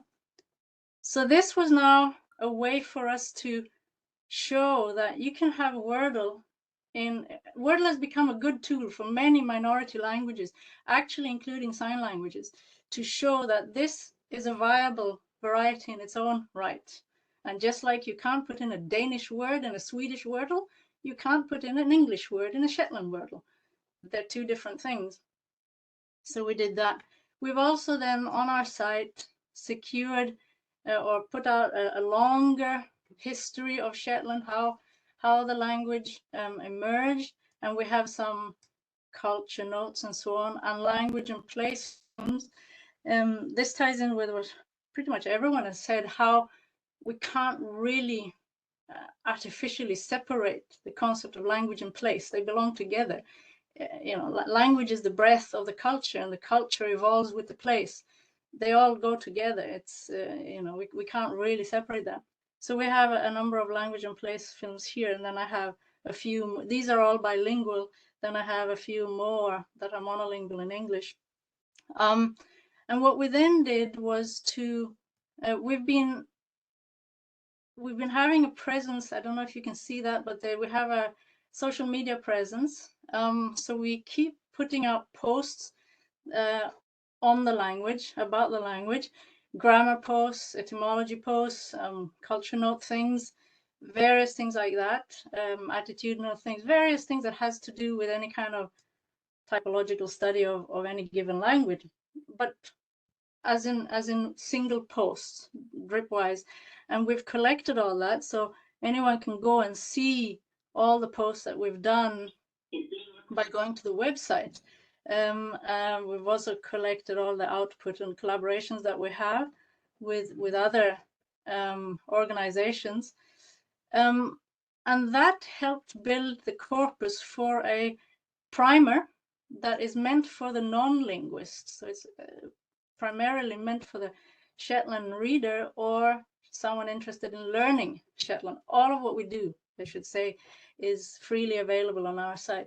So we've assembled this primer. The primer keeps growing as I keep describing features, and it's always available for download. And it's bilingual, just like everything else that we do. It's bilingual. The default is in Shetland, and then there's for every section there is an English translation below it, and so you can actually use it as a learning tool if you want to. But it also means the point of doing this is to normalize Shetland as a language that you can use for anything, including linguistics.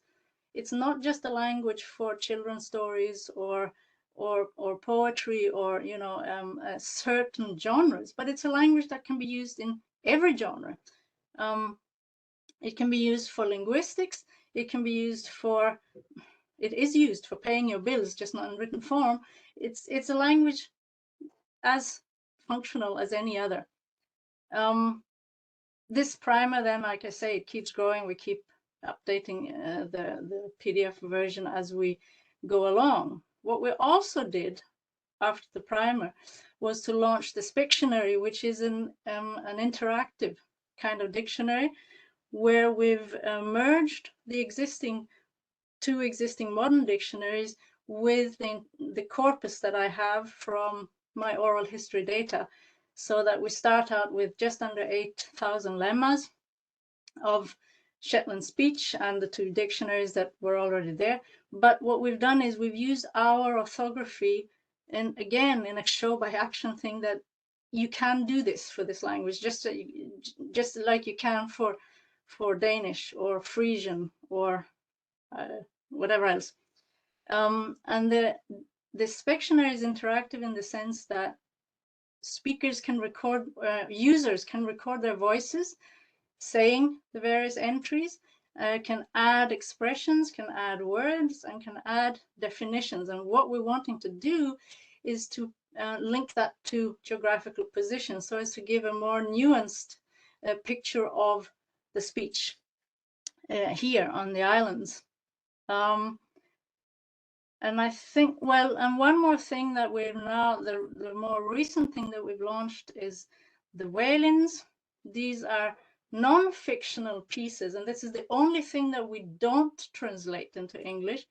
So these are non-fictional features about contemporary issues. Let's see if it'll load it. Here we go. For instance, the first one being about how the fishing industry is not included in sustainability talks. The second piece is a historical piece about a lighthouse, and the third piece is about sustainable farming. Contemporary discussion pieces, but in Shetland. Again, to show by action, this is perfectly doable. And it's a matter of habit that we haven't got our eyes used to seeing Shetland as a legitimate variety alongside any other variety.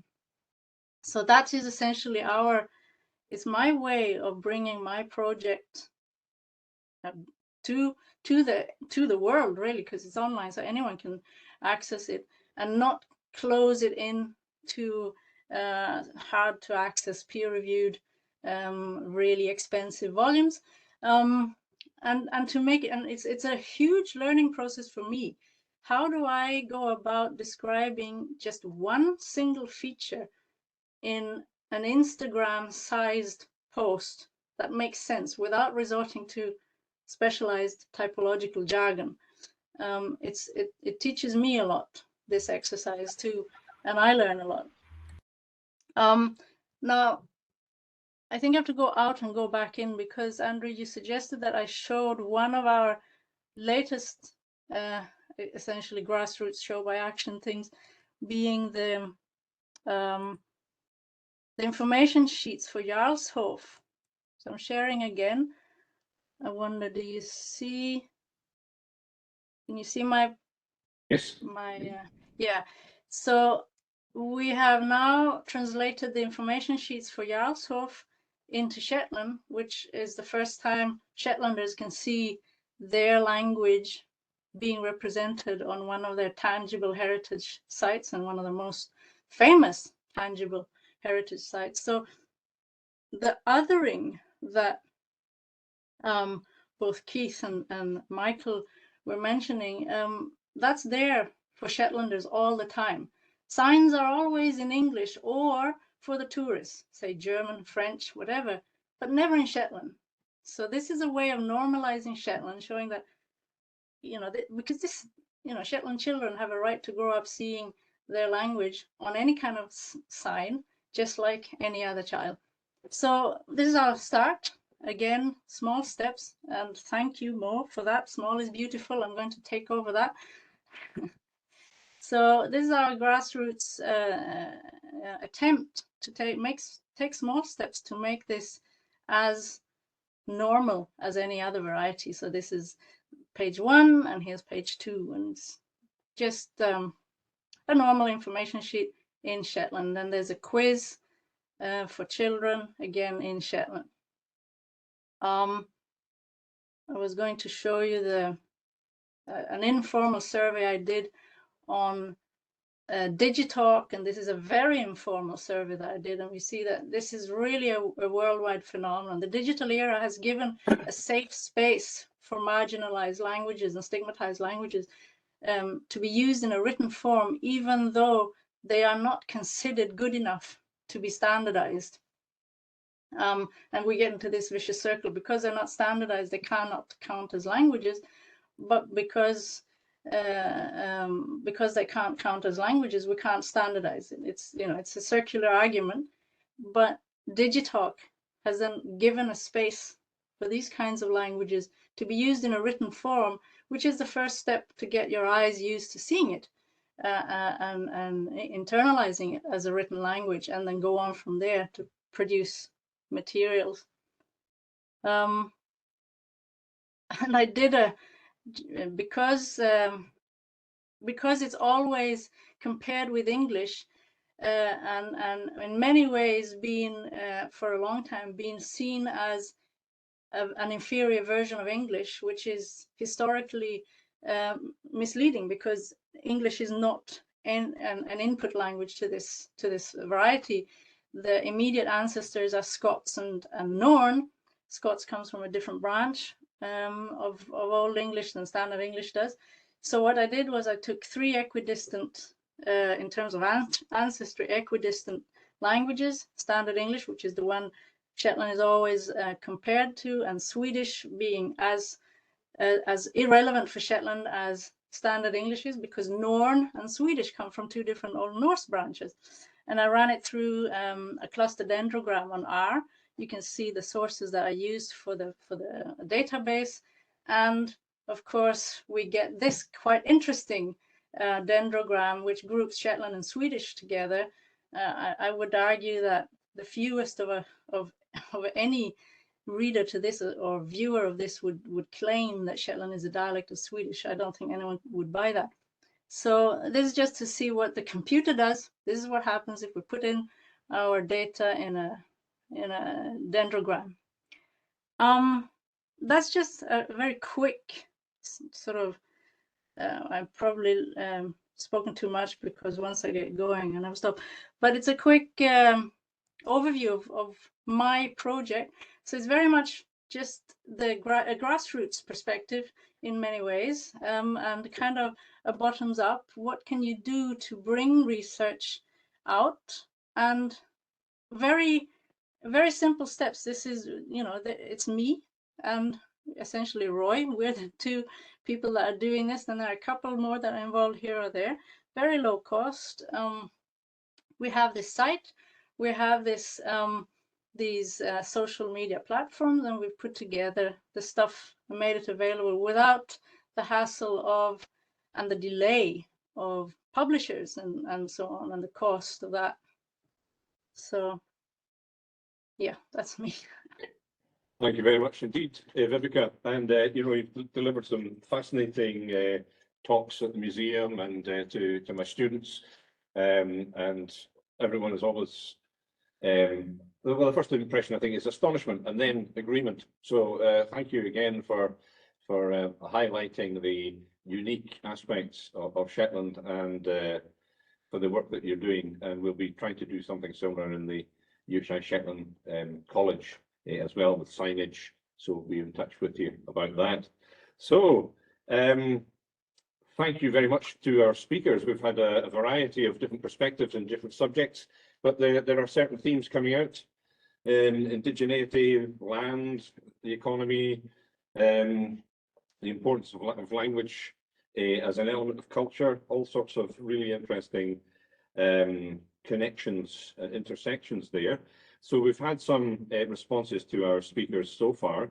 If people want to put some more in there, that'd be great. So I'll leave it for a couple of minutes before closing it and opening the next one.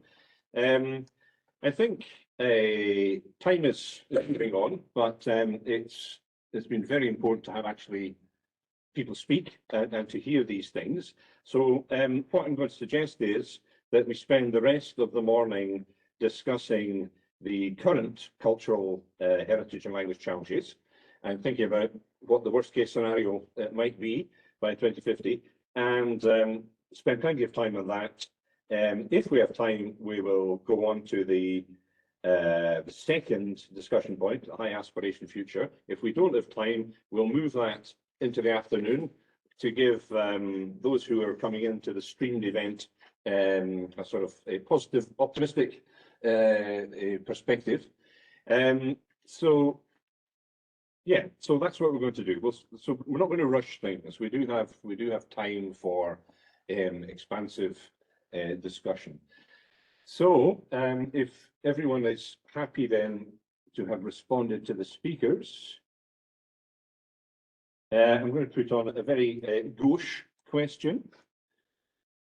So, but nonetheless, I think it's worth asking. So, how important are Gaelic and the Northern Isles dialects to the future of the islands? You know, so don't just think I love Gaelic, so yes, but you know,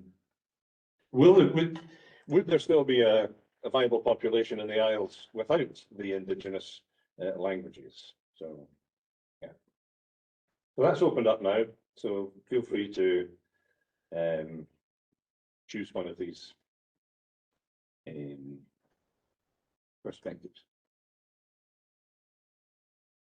You might have to close that last poll. Did it? I think I did close it. Did we not? What is it? On the Yeah. speaker, on just the speakers at the I moment. think I still have the responses to our speakers here, yeah. Okay, that should have closed. Sorry. Responsive to our speakers. It says press the button to activate it. Press the button to deactivate it. There we go. That should have deactivated.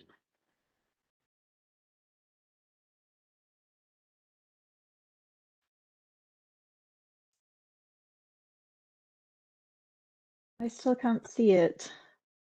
Oh, that's interesting. Oh, well, it's working on my system, Leanne, but it's obviously not coming across. So Maybe stop sharing your slide at the moment then, and then relaunching it and going straight to that new poll question. there we go. All right. Let's try this. Okay. Press a back button. That sometimes works. Throw the computer at the wall. Sometimes works.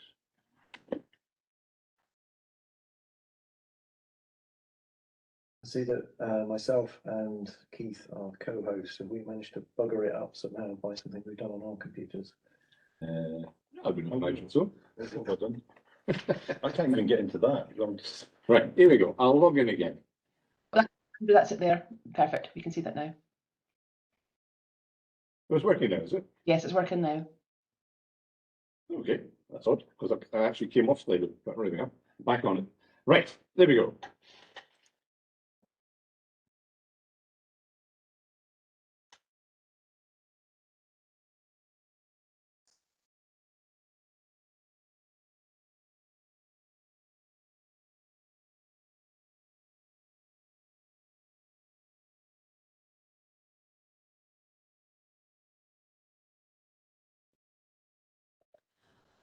Andrew, I really think that's a quite difficult question because it's not Gaelic is a completely foreign language to the Northern Isles. So, of course, it's very important everywhere else, but not here. So, And Northern Isles dialects is in the question too. I know, but I think that it's two different questions. Is it? Okay, well, there we go. I don't think it necessarily is, but I do think I think it does depend entirely on your perspective. It's very important to some people's language is very important to some people's sense of the survival of the community, and it's relatively insignificant to others. I think it depends on whether you're an incomer, whether you're a native born. It depends on your view of language more generally. Maybe I would be more passionate about language if I wasn't an archaeologist, and therefore I'm interrogating kind of dumb societies in a sense, without the language component for a large part of, well, for all of history. But Lynn, isn't it that you mean that we really have two macro areas here? Gaelic is very important to the islands of certain regions, and the languages of the Northern Isles are very important to these regions, but Gaelic was never spoken on the Northern Isles, so that what we have here is two groups of islands that are both in a similar position in that they have marginalized languages that are respectively very important for each group. Isn't that what you mean, Andrew? It was, and maybe I should have put it that way. So how important then are the indigenous languages of the Scottish Islands? I think this is where it comes in. Is your choice of language. It's very important because otherwise you're going to get people like me that are going to jump up and down and say Gaelic.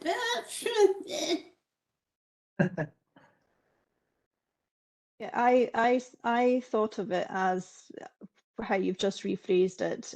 You know, how important are the indigenous dialects or languages in terms of the future of the place and the sustainability of the place. And I immediately put very important because I think wherever that may be, sorry, I'm jumping in here, but wherever that may be, without a knowledge of that indigenous language or culture, you know, place names for a start, but many other things. It's, you know, what do you have to connect you Exactly, it's the disconnect that it leads yeah, to. yeah, yeah. So that's why I selected very important for wherever it is and whatever the indigenous language or dialect might be. But this brings us into the language policy kind of problem that we started out with, because Lynn, I think where you're coming from is that Gaelic was imported through policies into areas where it was never spoken. So it wasn't relevant for Orkney and Shetland because this has never been Gaelic speaking areas.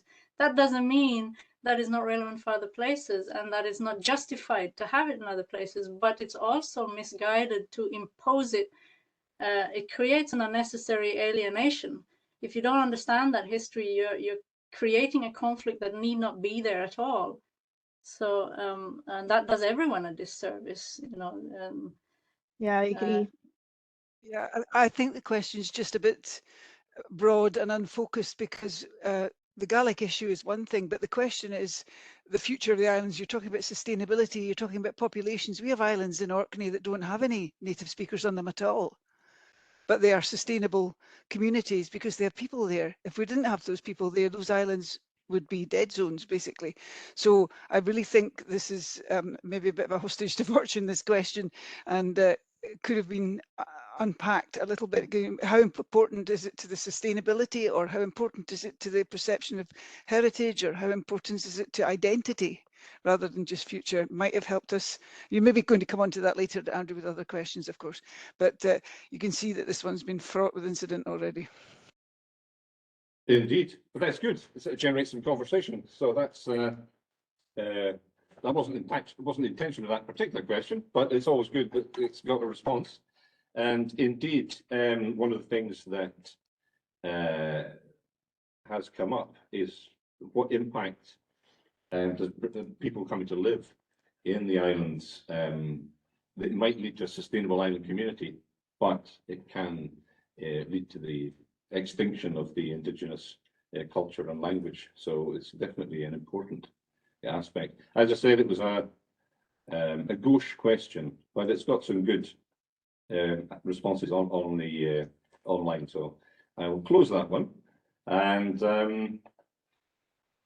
I've changed the wording of the next one just to get a feeling, just to see how people are feeling about the state of the languages. So I've changed it to the indigenous languages of the islands. So there we go. Yeah, activate, see if this one works.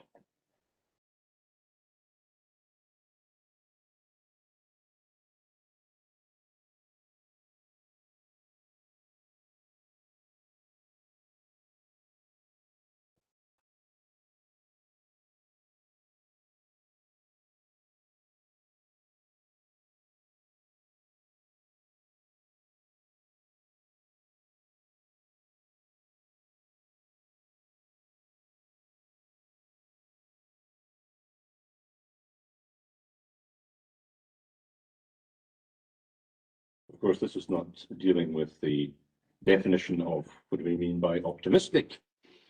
That can come out in the discussion.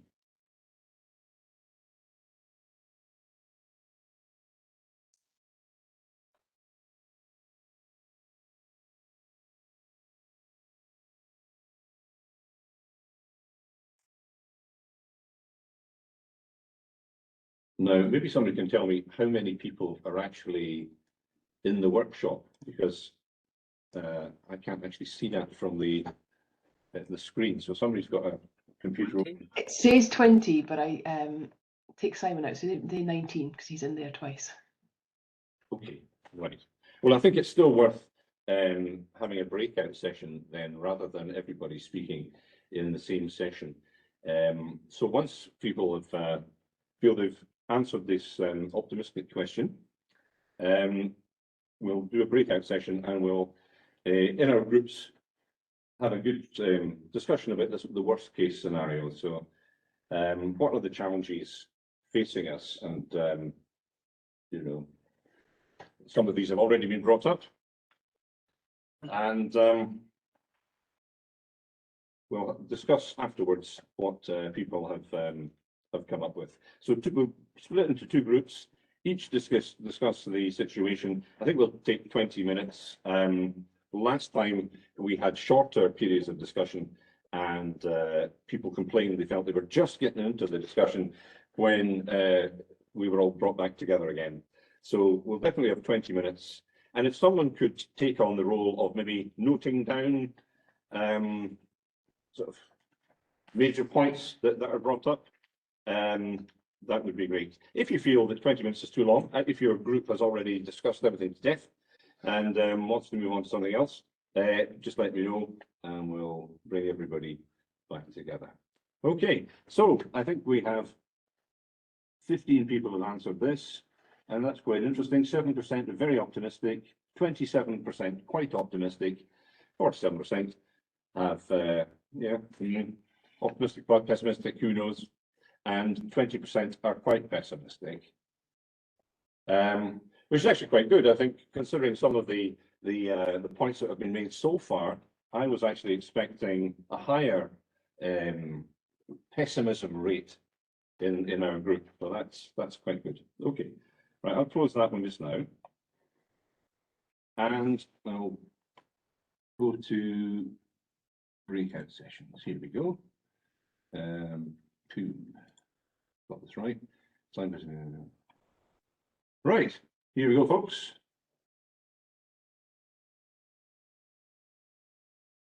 Let's see.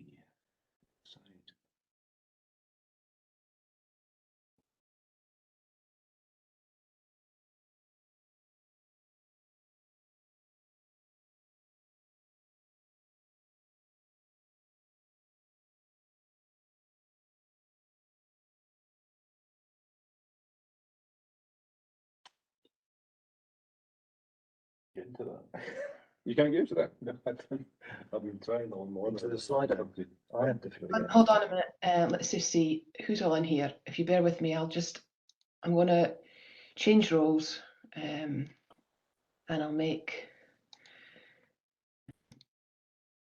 presenters. Yeah.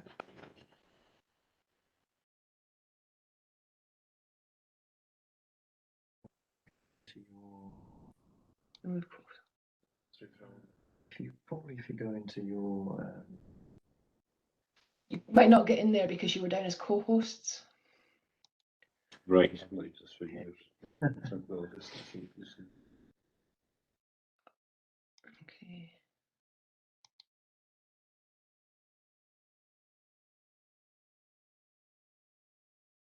Well, I was a bit worried when people disappear off into groups and I can't see what's happening. So they're back. Welcome back, everybody. Well, we had our own little discussion here, and well, we didn't actually come up with a worst case scenario. We were just discussing the situation as is. Well, we did have something, basically that the indigenous languages would disappear down to the failure of government strategy. But we're actually talking about a whole range of other things as well, about the relationship between incomers who are interested in the culture and heritage of the communities and some of the indigenous people who are perhaps not as interested as they might be. And there's lots of circles needing squared, shall we say. But that we might come back to that later. I wondered if there were any comments then from the discussion groups so far that we might like to add to our text. Well, if I can maybe come in for my group, I'm afraid we didn't actually allocate anybody to make any notes, but because we were straight in about the discussion. But some of the point we thought too that the worst case scenario in a certain way would be the loss of the indigenous languages, but we also noted that it was a very different situation for the Gaeltacht as compared to the Northern Isles.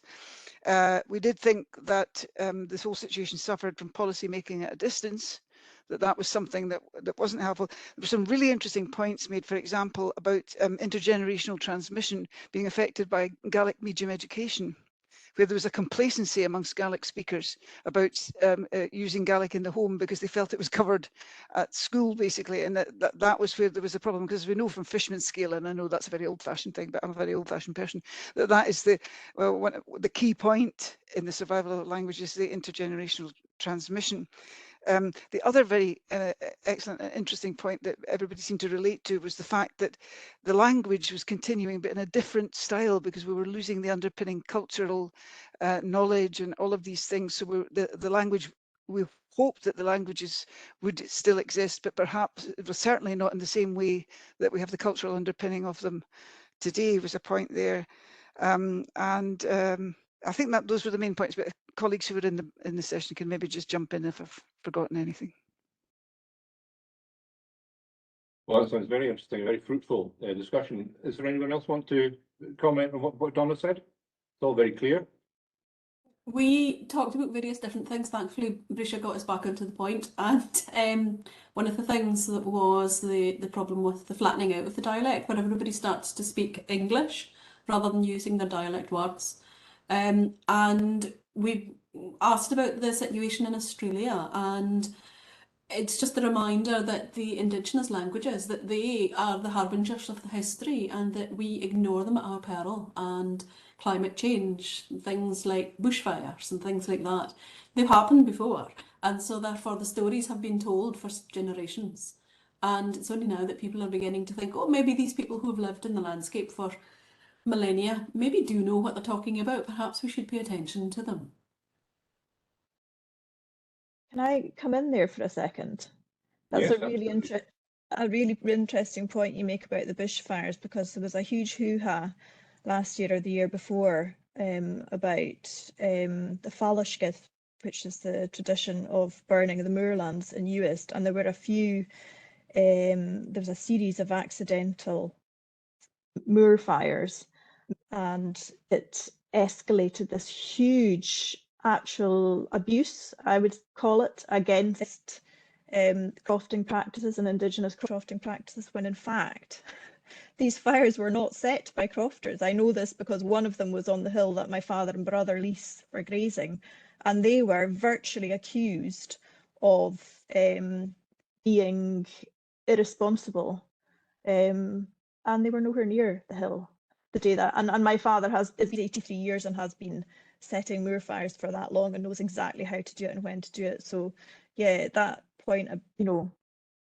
oh, sorry, yeah, that point just really resonated with me there. Traditional knowledge, yes, is a vital resource that we lose at our peril. Okay, so by 2050, we may have lost the intergenerational transmission of the languages.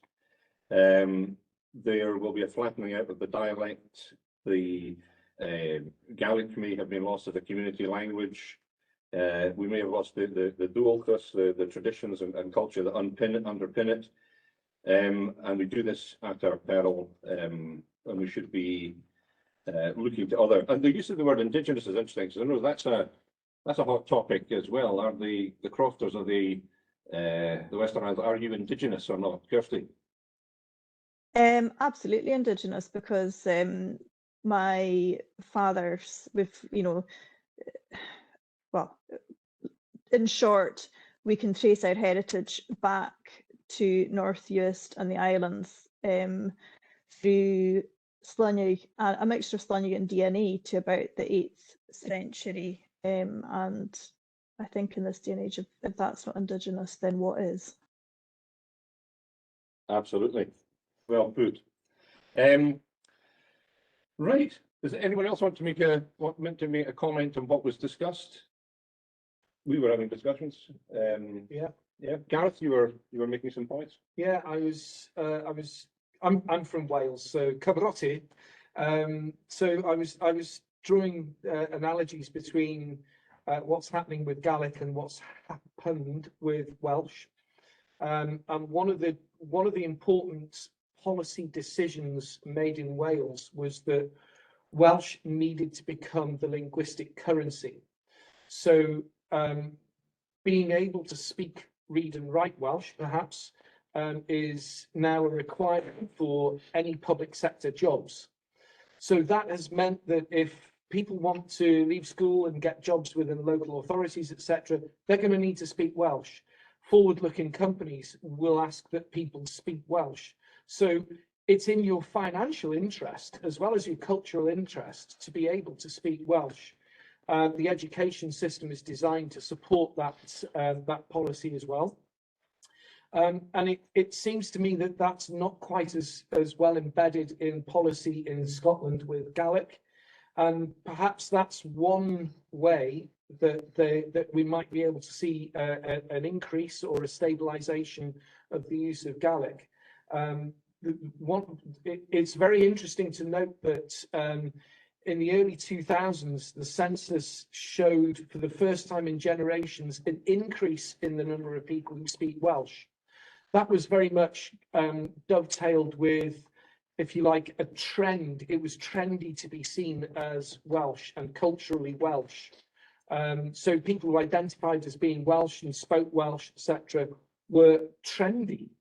And I think that might be something that we might want to think about trying to introduce through policy in Scotland to protect Gaelic and indeed other minority languages. Thank you very much. Right, well, we've had some very valuable thoughts there. As the draft agenda suggested that we would now want to discuss.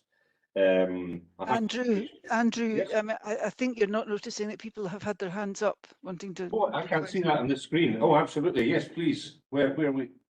Let's see. That's the trouble with using a system here, an antiquated system in a college, rather than doing it from home, which you can actually see these things. There's where are the hands there? Oh, okay. Ooh. Oh, I see Vivica's hand went up there. So apologies to those who have had their hands up that I didn't notice. But Vivica, please. I would agree with Kirsty's comment here. The thing about Wales is the situation in Wales is different from the one in Scotland. In Wales, there are essentially two major languages, and that's kind of easier to conceive of for policymakers than when you have three major languages and the two marginalized ones have very distinct varieties within these major, really typologically would qualify as macro languages in our jargon. So the whole, which is probably why I saw Lynn vigorously shaking her head that kind of policy, because it would be similar to the issue that I mentioned before. It would superimpose if we had a blanket decision that everyone had to learn one other of the two minority languages, but not the other, for certain kinds of jobs, that would impose that on the areas where it never really was relevant. The alternative is that everyone has to learn the two other languages, which are macro languages, and then you would have to argue about which variety they have to learn. And of course, sit down and produce learning materials in a particular variety and so on. So that makes the case in Scotland more complicated than the one in Wales. Can I just make a very quick point? There are two very distinct versions of Welsh. There's North Walian and South Walian, and they have, in some cases, different vocabularies, different pronunciations, and absolutely different dialects. And generally speaking, if somebody, for instance, needs jobs in a particular area of Wales, then they are expected to speak that particular dialect. So South Walian Welsh is very different to North Walian Welsh. And you get South Walian speakers in North Wales, and North Walians tend to giggle because it sounds somewhat childlike in some words, and vice versa. But yeah, your point is absolutely, it's very important. You do need to make sure that you understand distinctions in dialects and regions, etc. That's very important. Well, again, Kirsty's comment here. I mean, I think going back to Mo's point about small is beautiful, I think maybe we should, as a typologist, I would argue, let's move away from the macro levels and go down to micro levels.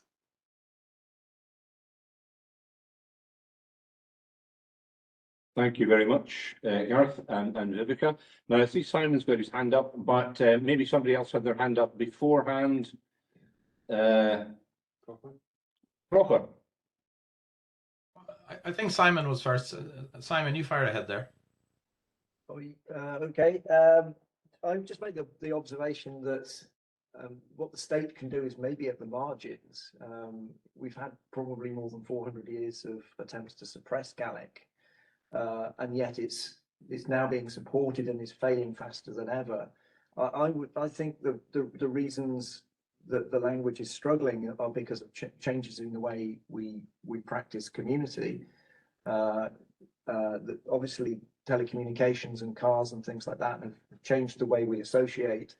Rural depopulation in the heartlands of Gaelic are obviously threatening the population, and just what we make a living from. I mean, the fact that the vocabulary that you use in Gaelic must surely be different if you're no longer a crofter or no longer a fisherman or whatever.